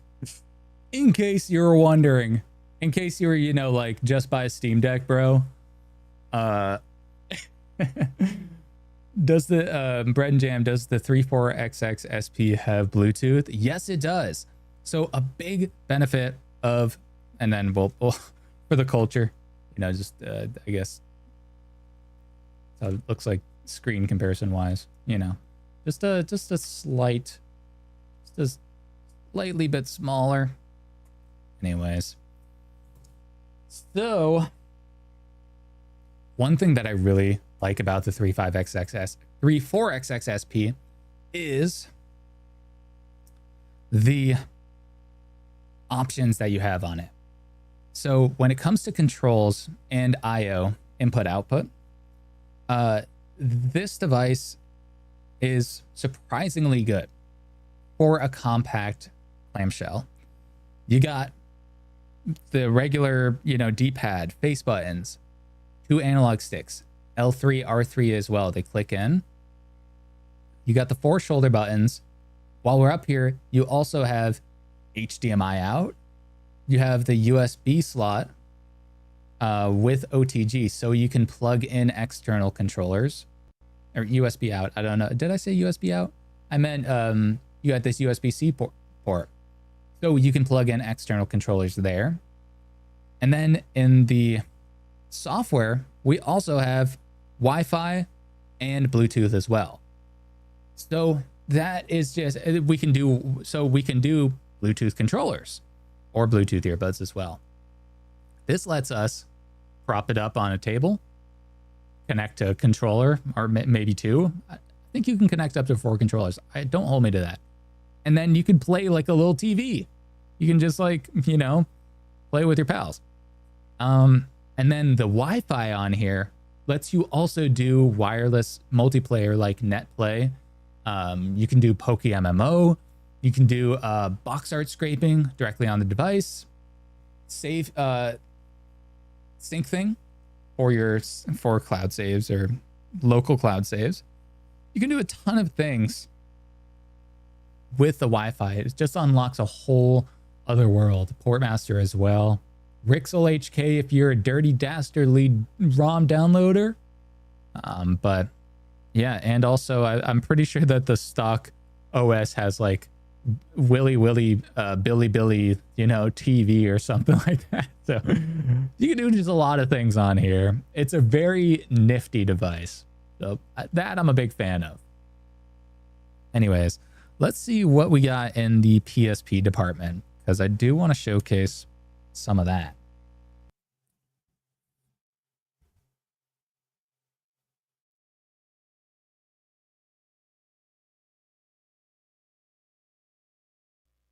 All right. Locked and loaded. So a lot of people, they look at this 3x2 screen and they go, that's a PSP machine, right? Maybe. I could probably run PSP pretty well because it would scale really, really well. Some games. Burnout Legends is one of them. Love this game. We'll play a little bit of that. But somebody wanted to see God of War. I don't know if they're still here, but your wish is granted. What was it? Ghost of Sparta? God of War test. Do Chains of Olympus.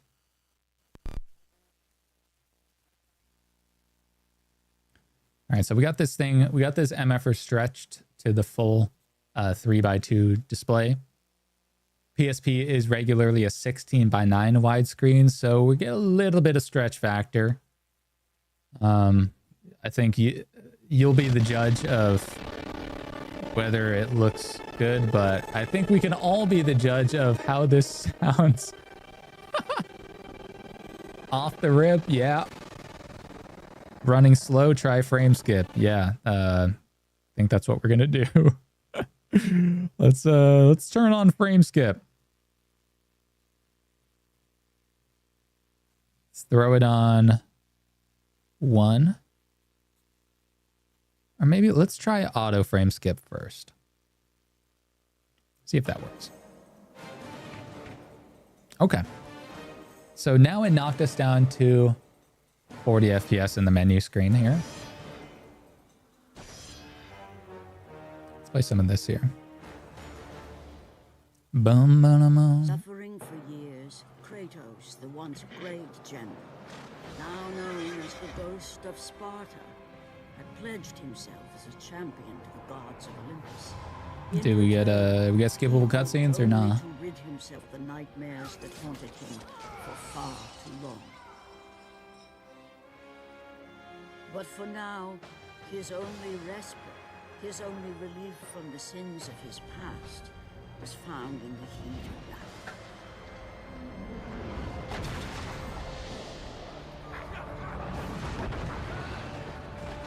And on this day, Kratos had been called upon by the gods to confront an unthinkable evil, unleashed on the city of Attica by the invading Persian army.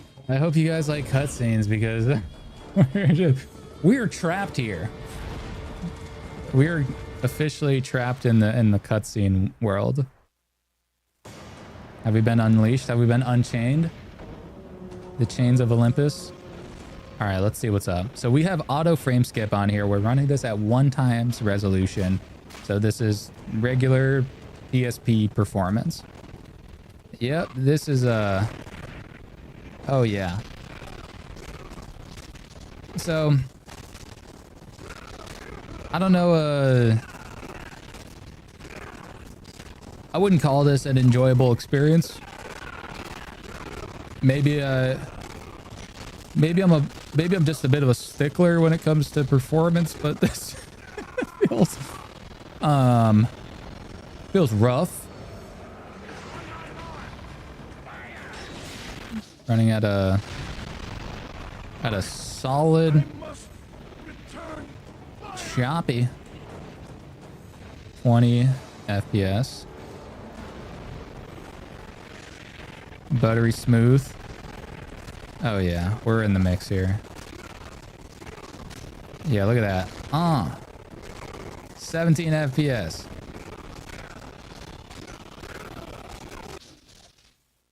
So that's God of War. You haven't saved your progress for 3 minutes. I don't think I'm going to come back to that one. Just shot in the dark. So that's God of War Chains of Olympus for the PSP. And Bread and Jam can easily beat an RTX 5090. That's what I'm saying, dude. Technology these days, right? It's a modern marvel. So another thing that they showcased, Anbernic showcased in their videos, was GTA Vice City Stories. Well, okay. Here's what I'm going to do. Because they showcased that, right? They showcased Vice City Stories. So we're going to showcase Liberty City Stories. Now here's a little trick of the trade, right?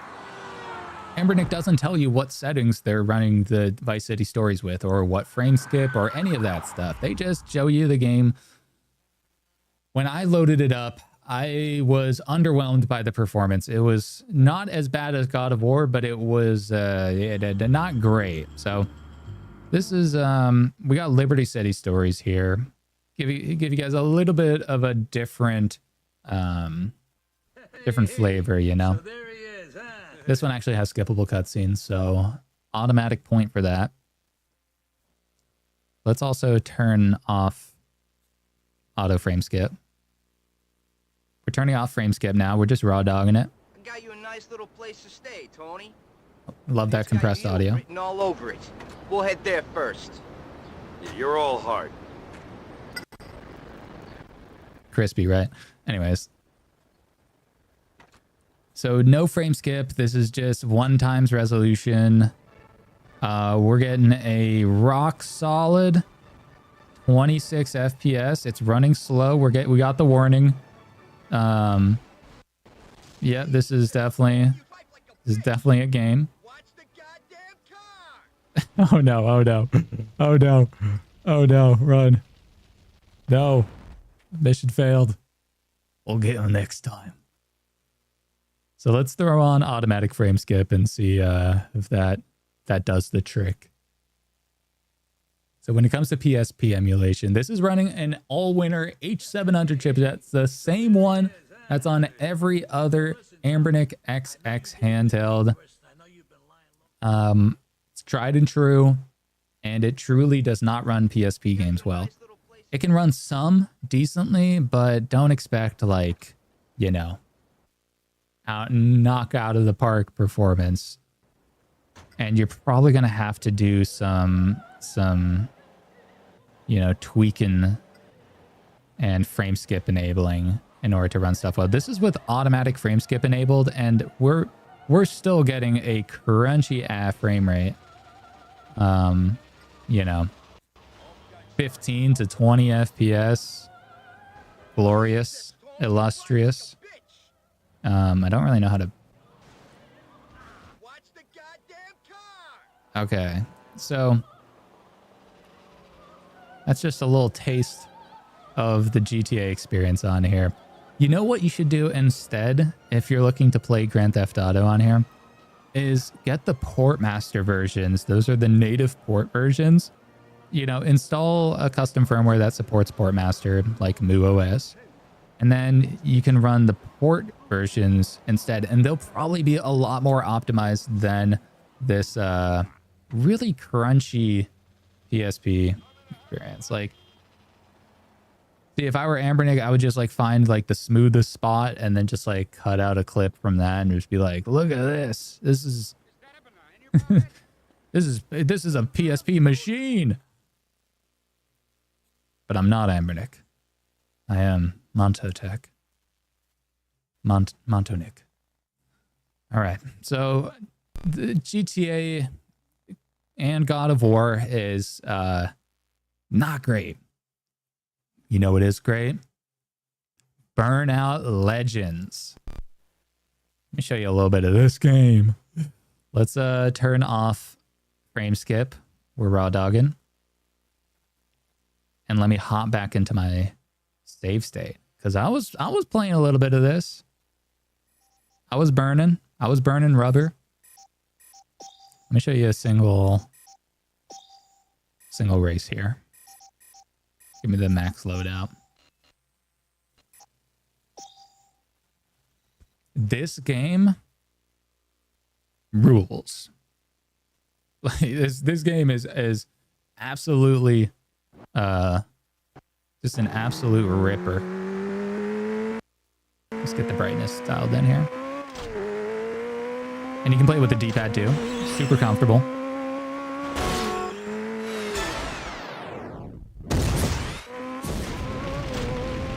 So in Burnout, if you don't know about Burnout, you break cars and you race super high, whatchamacallit, high intensity, high octane.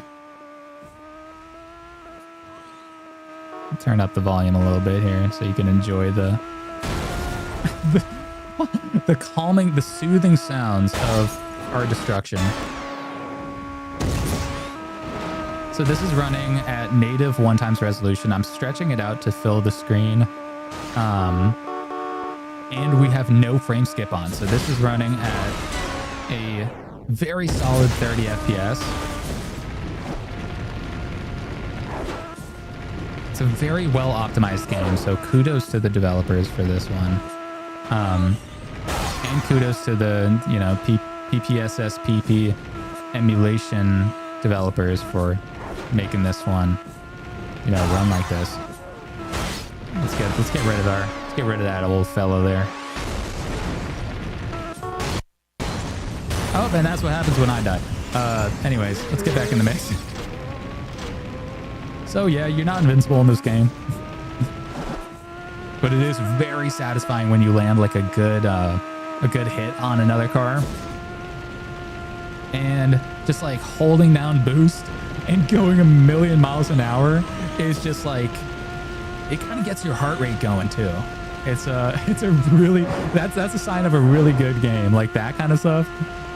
Oh man. Let's do some near misses. Oh! I was going for a near miss there. All right. Well, let's catch up with first here.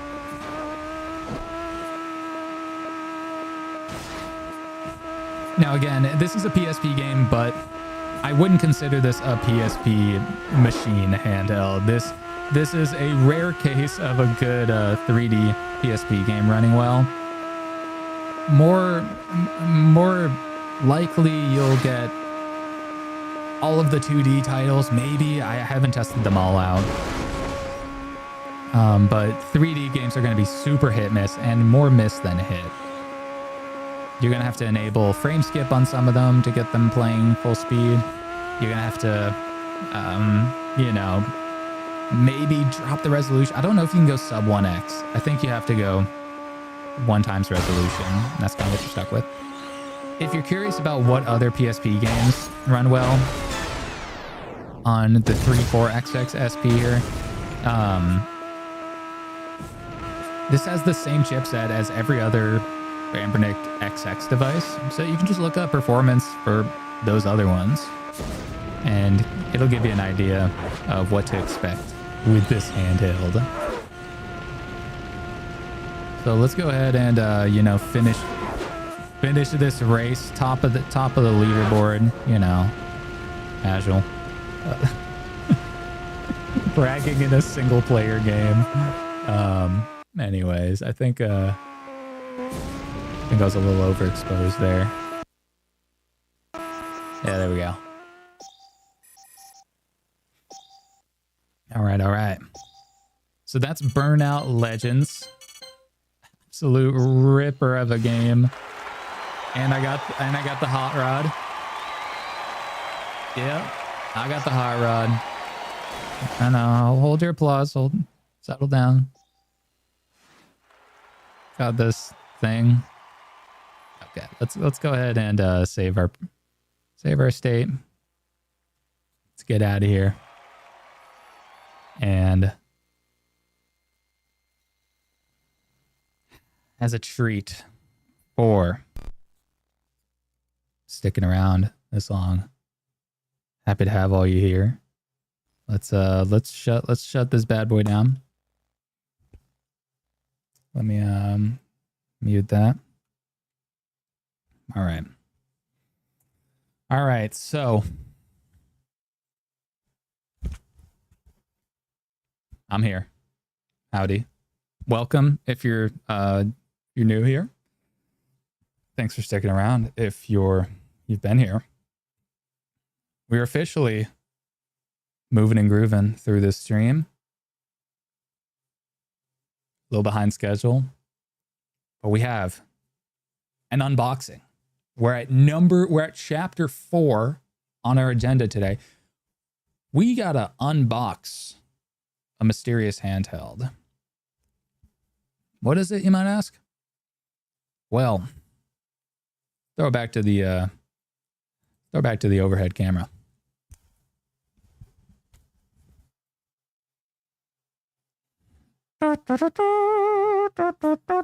Gotta get some of the cat hair out of here. The Ampone Mini Zero 28 by MagicX. That's right. It's published by Ampone. That's their new thing. MagicX has struck a deal, and this is the Mini Zero 28 V2. I think that the Mini Zero 28 is maybe one of the best all-around mini handhelds. It's for the price. It comes out to around $50-ish, maybe more with tariffs or shipping. Maybe you can get it for less if you get a good deal. Either way, this is the MagicX Mini Zero 28 V2.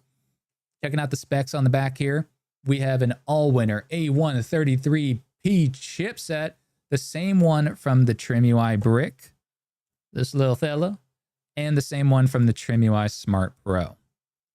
It's a very competent chipset that I found can run a lot of things quite well, especially on the Mini Zero 28. This is running Android OS, so it has a custom front end called Dawn Launcher, and that has like a lot of surprisingly good emulator compatibility. Like you can get some PSP games running pretty well. So for $50, more or less, this is a great value. It also has a 2.8-inch IPS display at 640 by 480. The display is the weak point of this handheld. I'm not a big fan of it. It's not that great. But it displays. So that's something. Battery life 7 to 10 hours. Honestly, probably not far off. Android what would you call it? Efficiency? Android efficiency is extremely good. So when it comes to sleep efficiency, like this thing sips power when it's sleeping. You could probably just keep it asleep for about, I don't know, a week, 2 weeks. And it probably just, I don't know how much you lose. I can't say for sure. But also when it comes to just day-to-day performance and battery life, just on a regular usage, 7 to 10 hours is probably a good estimate. We've also got a very unique dual Hall effect joysticks. These joysticks are so good. I'm a big fan of these joysticks. You know what? Cat's out of the bag. This is the V1. This is the V1, so we're not going to look at it for too long. Maybe we'll compare it to the V2 a little bit. But I'm not going to lie. I am a big fan of this little guy. It's got super squishy buttons and everything. Two Hall effect analog sticks. These analog sticks are so comfortable, and they click in for L3 and R3 as well. Whole device, kind of a little rock star. Now let's go ahead and unbox the beast.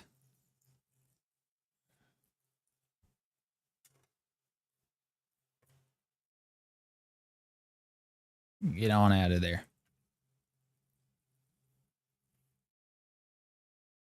And it's upside down. And let's go ahead and get that screen protector out of there. So, I have a confession to make. Not everything you see is reality. I unboxed this before and just tried it out. I was curious. I couldn't wait. So this is the Glacier Ice Blue model. I don't know what they specifically call it, but that's what this one looks like. It's pretty cool overall. I gotta say, the purple is my favorite colorway. This transparent purple looks so good, but because I had this, I didn't want to get the same color in V2 and then just end up mixing them up because they're so similar. The V2 improves on the V1 in a couple ways. We have a better D-pad, and this is like objectively better in my opinion. It's not as hyper squishy. It's squishy, but it's more accurate. The buttons here are better too, I think. Maybe. No, they're not. I like the original buttons. So it's a toss-up. Better D-pad on this one. Better D-pad. Better buttons on this one. Also just better color. You can also get the V2 in this color. So I saw this and I was like, whoa, this looks cool. So send me that one, I guess. They've also, the Achilles heel of this handheld, the V1, was the USB-C slot. You can see there is inset on both of them. So it's like, it would block some USB-C cables from plugging in unless they were like, had a really thin tip. So I don't know, it was weird. So they fixed that with this one. Either way, there's no real use in comparing the V1 to the V2 because they just sell the V2 now. So this is the one that you'll get. You can get the purple one in V2. Now, let's go ahead and power it on so you can see this underwhelming screen. It's already on. And it's been in the box for a couple days. So this is Dawn Launcher. It is a modified version of Daigisho. Let me go ahead and, how do I do it again? Oh yeah. There's a couple quirks to this Android experience. You have to go all the way deep into the settings to adjust the brightness and adjust any other settings. It's not a touch screen. It's just a regular LCD panel. So it's Android, but it's a controller version of Android. It's Daigisho, but it's Dawn Launcher. That's their thing. Yeah, the purple one looks good. I agree with you, Cordy Poi. It is, this one, maybe some people might like this Glacier Blue. I think these just kind of look weird. I don't really know what I'm looking at. A lot of visual noise on the buttons. Anyways, so what I was pretty surprised about was, one, the amount of games that they include. Like, they include so many games with the stock SD card. And also, I was playing some N64 games on here. They ran great. I was shocked. And it includes, Ampone includes almost 300 N64 games. And I'm pretty sure that's like almost the entire library, if not the entire library of N64 games. They include over 100 DS games. Again, it's not a touchscreen, but if you do want an Android DS emulator, you can either get the Metroid dual screen add-on, or for the same price, you can get the MagicX 040. It's a vertical handheld that's very quirky. It has like, it's basically a phone. It's like a small phone with wings. It has a 4-inch touchscreen display, and the same chipset as this one. Same exact performance. So they can run DS games very well. And it has like, some other benefits to it too. But it's kind of like DS only because it's a vertical handheld. Anyways, let's go ahead and check out some, I don't know, let's maybe load up some N64 games. So obviously you can see that giant bezel on the screen. That's kind of one downside with a smaller handheld like this, is they chose a kind of an okay screen. Not the best, but it's far from it. So let's go ahead and maybe we'll do Donkey Kong 64 for the culture. We have Wi-Fi, Bluetooth, and a headphone jack. How about that? Tap in, folks. Let's tap in. This might be very loud.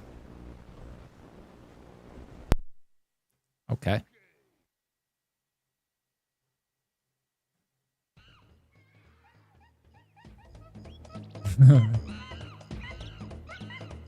All right. All right. Banana emojis in the chat if you if you're a DK head. Hey, performing for you. All right, so you know what we gotta do? We gotta adjust the brightness a little more. Which we gotta go all the way into the settings. This is the one downside with this handheld. I really wish that, I mean, maybe there's an update for it. I don't know. But, all right, now let's go back into here. Back into DK64. Okay. Okay.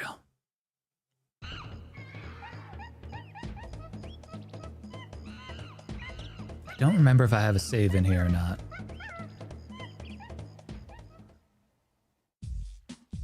Zoom in a little bit.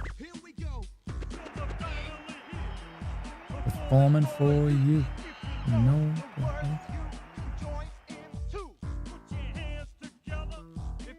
Yeah, right there. This monkey rat. He has no style. He has no grace. Just absolutely dunk on Lanky.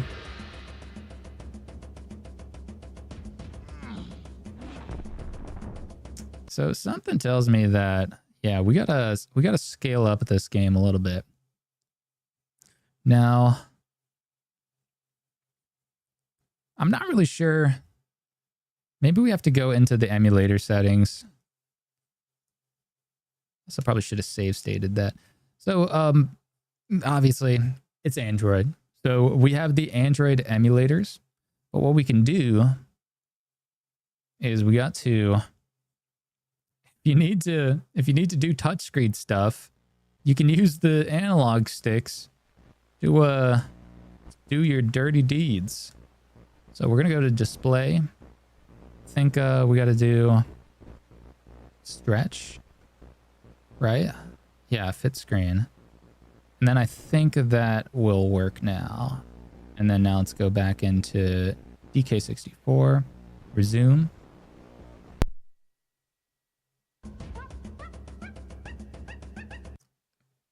Yeah, we're still kind of cropped in, but I don't know.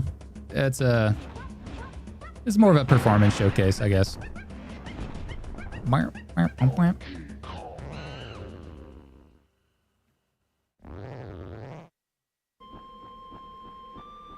Oh man, I forgot about the unskippable cutscene. I take it back. I don't want to play that anymore. Let's do instead Super Smash Bros. Nah. Impossible. Let's do, what other games do we got on here?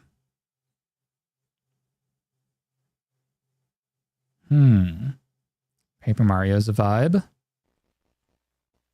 Let's do Rocket Robot on Wheels. I got a soft spot for Rocket, so this is a very interesting puzzle platformer where you play as a robot on a wheel, not wheels. It has one wheel, and it has such a surreal, jazzy aesthetic to it.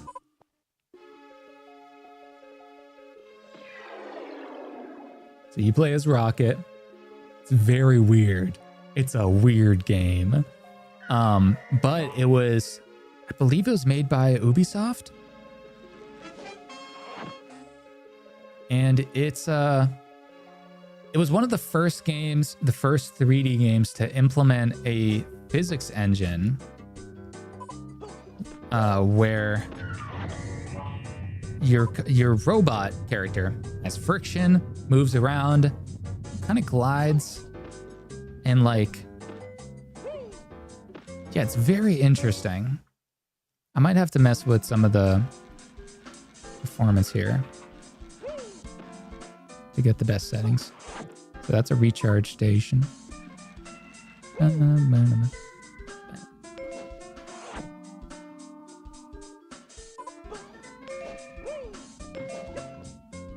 Oh. So performance might need a little bit of tweaking to get it to be buttery smooth. But one thing that is actually pretty rad about running Android on here is, one, we get the Android emulators, but two, we get Android games. So you can load in some Android games, and there's like a little store on here too, where you can download some Android games. And because we have these two analog sticks, there's a lot of games that can run pretty well. Some include like Hollow Knight and also Forager. I was playing a lot of Forager on here, mostly 2D titles. Wouldn't really delve too much into the 3D Android landscape. Remember, this is an all-winner A133P chipset, the same one that's in the TrimUI Brick and Smart Pro. So you can kind of expect that kind of performance, but this is running Android, so it'll be a little bit different in terms of compatibility and performance as well. Gotta be in the mix.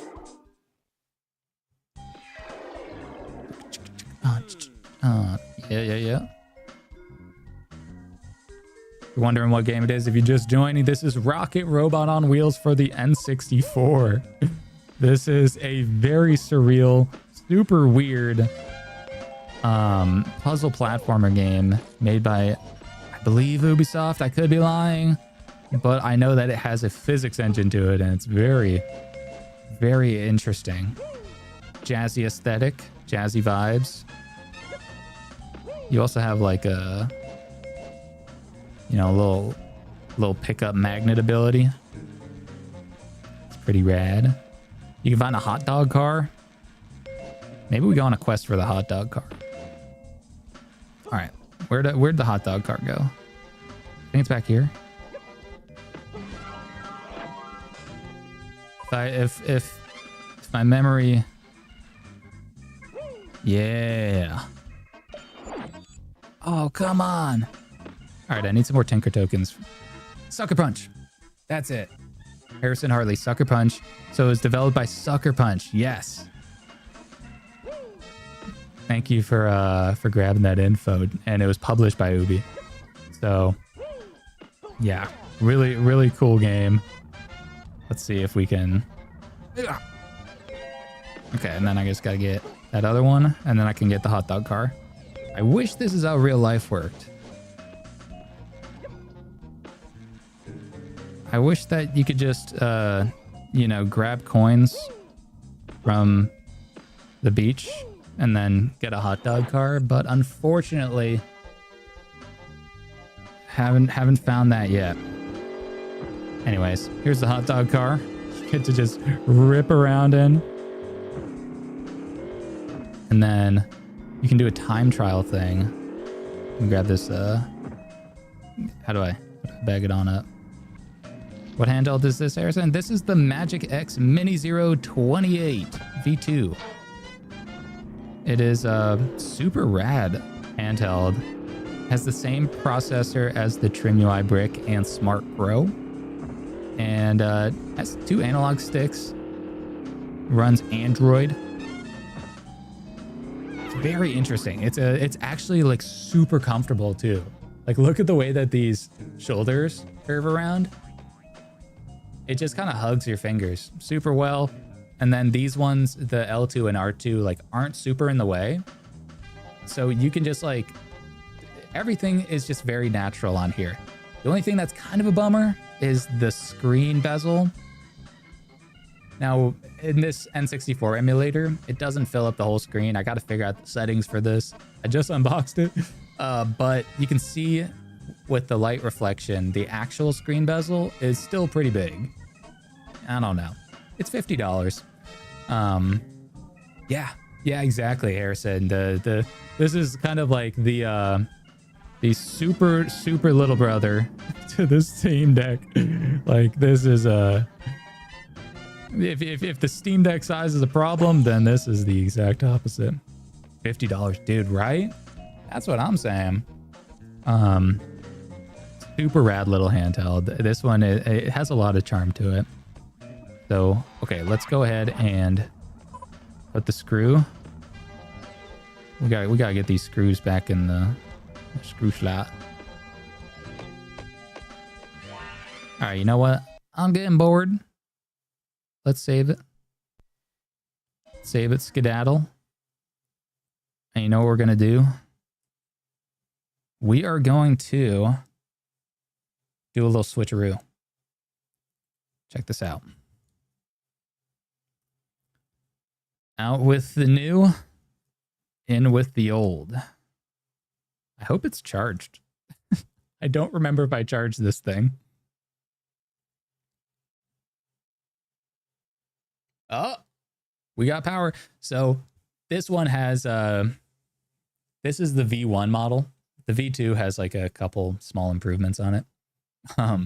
This one has all of my like saves and other games on it and stuff. I got a little special game on here. You're just gonna have to wait and see. Get some of this junk off the screen. Unfortunately, got a lot of studio lights blasting on me right now. This is also my first stream.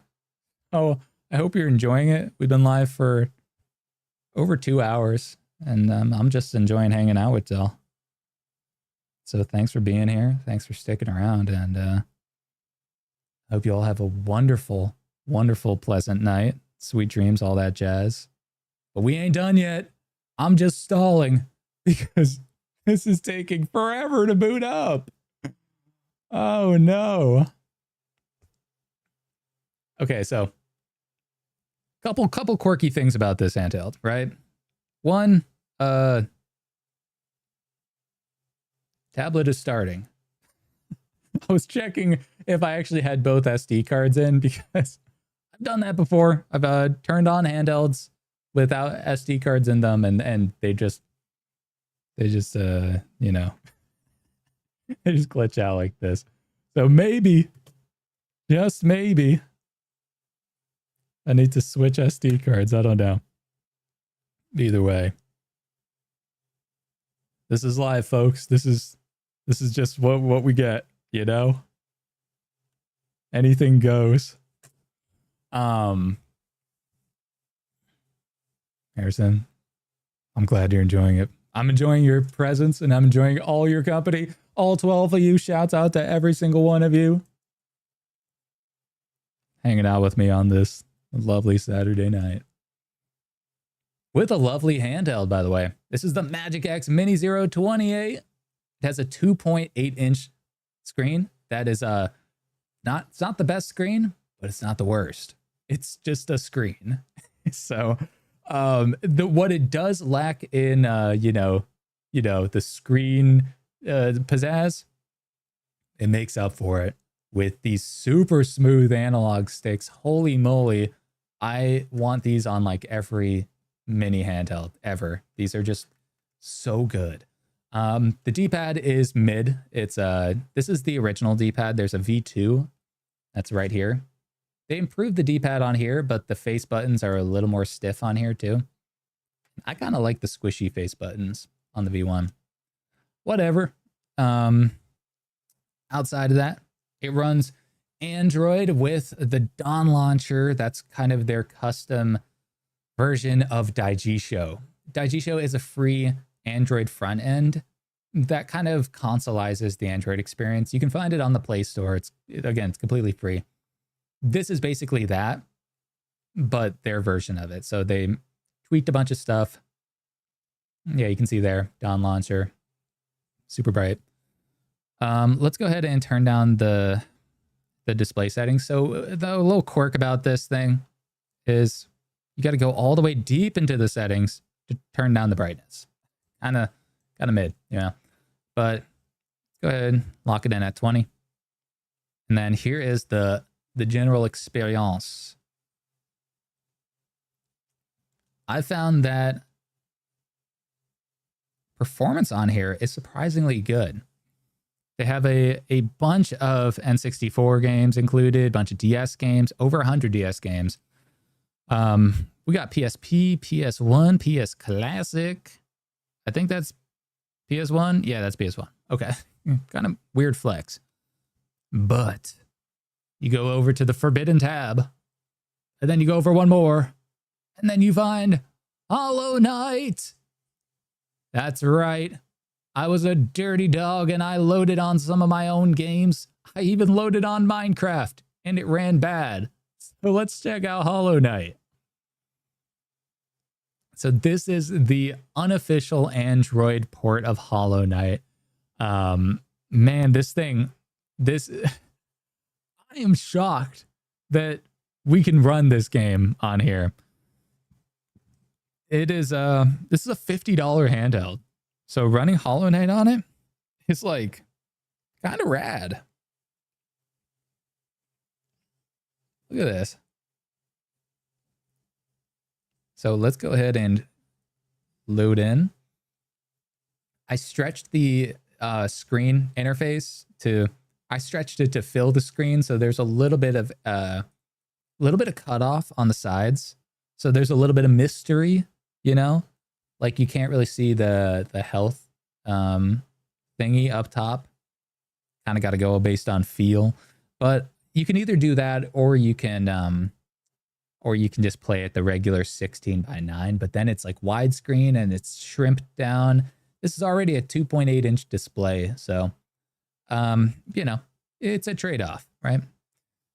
But this game doesn't come with preloaded on the SD card. I loaded it on myself, but you too, if I can do it, so can you. And you can also load in other Android games, but I'd recommend like lightweight 2D Android games because this is you know, it's a budget handheld, 50 bones. 50 bones, and it's published by Ampone, so you can find it on AliExpress. Got a link in the description below. But let's go ahead and check out where to go in this Hollow Knight world. But yeah, you can see the performance on this game is like surprisingly consistent. It does get like, I mean, Hollow Knight has that mechanic where when you hit something, it kind of like stutters for a second. It's like a very cool, very interesting feature that really like draws you in, and it makes you kind of like, makes you feel the hits more. Elwin, so cool to be seeing your first stream ever. Thank you, dude. Thank you so much. Yeah, it's very exciting. That I'm glad that you're enjoying it. And you know, I was obviously, you know, first stream ever. I was like had my hand above the go live button, sweating profusely, buckets. And then just a twitch of the finger went live. But no, you guys are really making it very pleasant. Good time hanging out with y'all. Oh, geez. I'm just getting rocked right now. Oh, gosh. All right, let's charge up.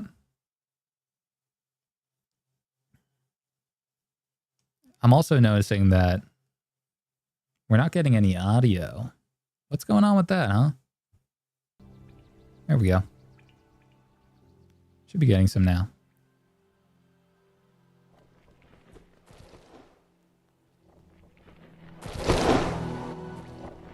Yeah.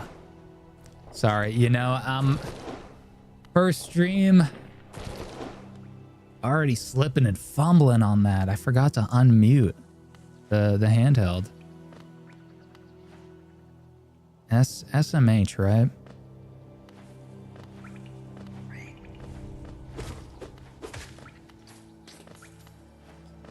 So again, this is a native port of Hollow Knight for Android, but as you know, Hollow Knight is also a Switch game, kind of. It has a Switch version.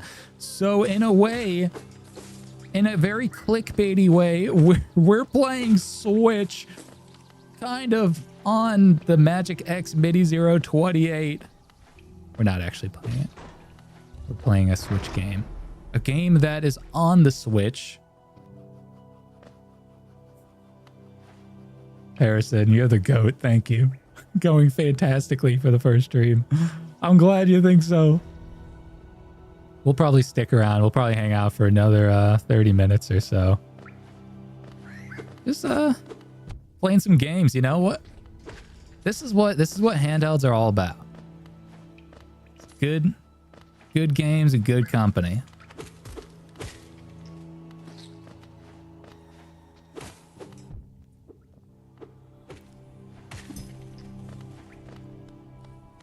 I don't know if there's an FPS counter for this Android port, but if I were to estimate like the performance on here, I would say it's running 95 to 100%.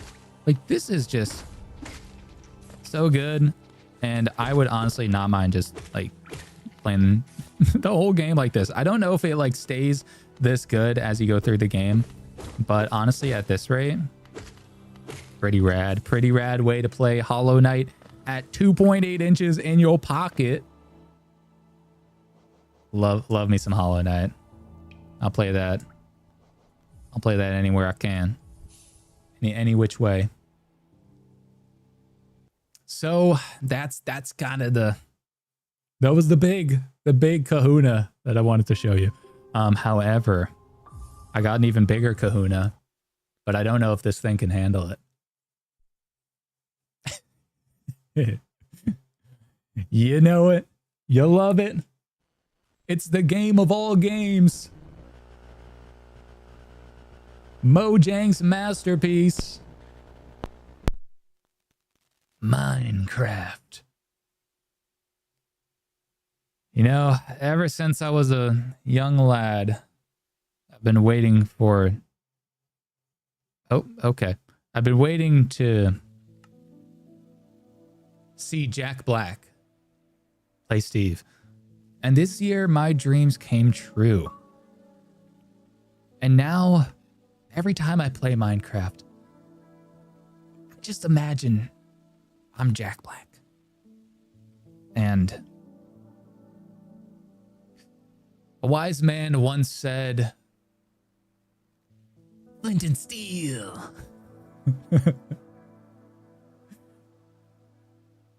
Chicken Jackie. Okay, anyways, enough Jack Black impersonations.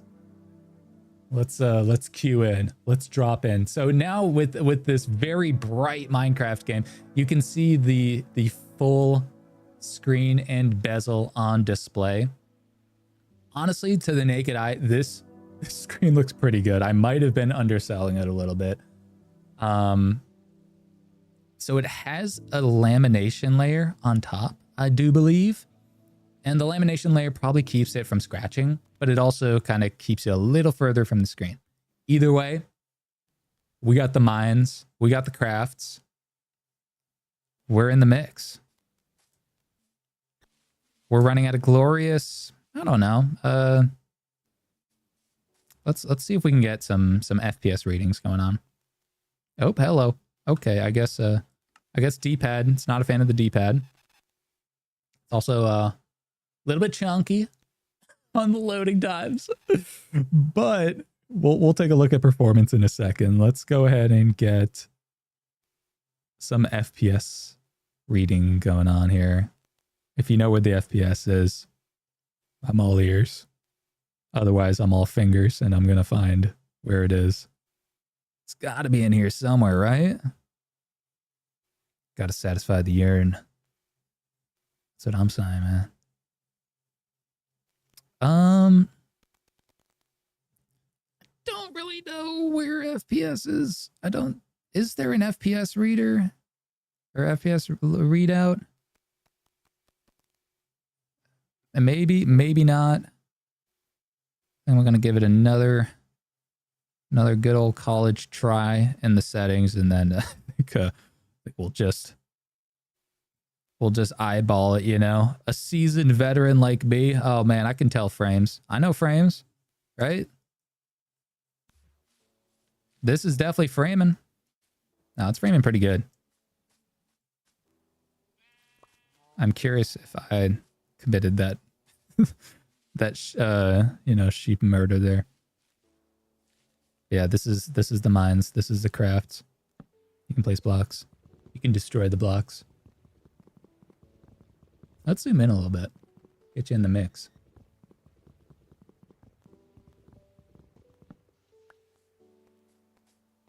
Turn you up.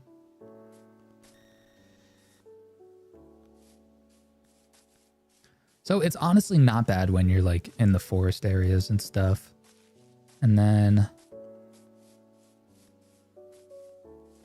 when you really start running, that's when it starts crunching. When you really just like push it to like load a bunch of stuff real fast. Not gonna lie, I'm kind of looking to pick a fight. Can this handle dolphin? No, I don't think so. It might be able to like theoretically run it, and maybe it can run like a game or two. But I think it'll need a bunch of tweaks, and honestly, you're probably looking at similar performance in GameCube to the Miu Flip. And on this week's news episode, I gotta edit it, so it'll probably come out Monday or Tuesday. I'll show off some Miu Flip GameCube tests that I found somebody doing. So it was a kind of a curveball. I didn't have a Miu Flip GameCube emulation on my bingo card. So, but yeah, I would assume that it would be similar to that. Probably a little bit less because this is a less powerful chipset than the RK3566 processor. All right, well, I got nothing on me for ingredients, and I think I just made a bunch of trapdoors by accident. That's not ideal, huh? Let's make some sticks. Let's make some wood. And then we make some sticks. And then we're going to make an axe. So obviously, this is the pinnacle of Minecraft gameplay experience. This is how everyone wants to play Minecraft. But just know it is possible. Harrison, gotta head out. Thank you for coming, stopping on by. I appreciate your presence, and I appreciate you chatting it up, dude. Is this Poor Master Minecraft? No, it's not. This is Android Minecraft, because we're running Android on the MagicX Mini Zero 28. This is this has a basically Daigisho front end. How did he set me on fire, little bro? This is running Android natively, so it's this is the Android version of Minecraft. And it honestly performs surprisingly well. I mean, it gets a little crunchy, obviously. This is a $50 handheld. I tried Portmaster Minecraft on the 34XXSP. This little fella here. I tried the Java Minecraft port on there, and oh boy, it was kind of miserable, to be honest. Like, this is playable. I wouldn't call it the best, but I played worse, and by worse I mean the RG34XX or Master port. So yeah, we're crafting, we're mining, and we're also skedaddling from the mines.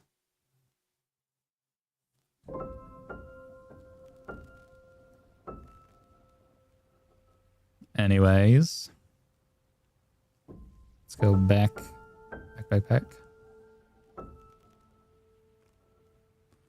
So the best part about this version of Minecraft is just the loading times. You know, they're just really slow, and they make you think. They give you time to think, right? So You know, good old time there. Get out of there. We also got Forager. I'm at the point in this game called Forager where it is, I have so much stuff. It's like very RAM heavy. I also stretched it out. I'm a dirty stretcher. I'm sorry. But I have so much stuff going on in this game that the frame rate is just kind of cooked. But yeah, my favorite thing about like this handheld specifically is the versatility of it.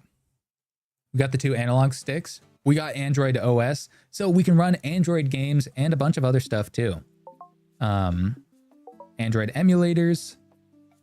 Just got a lot of great stuff on here. But yeah, here's my little game. I do have to turn down the brightness, but that's what's going on here. Oh, this is kind of laggy. Whoa. I might have to like recalibrate the analog sticks or something because this kind of feels like dog. Anyways, this is a game called Forager. It's kind of like a mix between Minecraft and Stardew, where you just kind of like build stuff.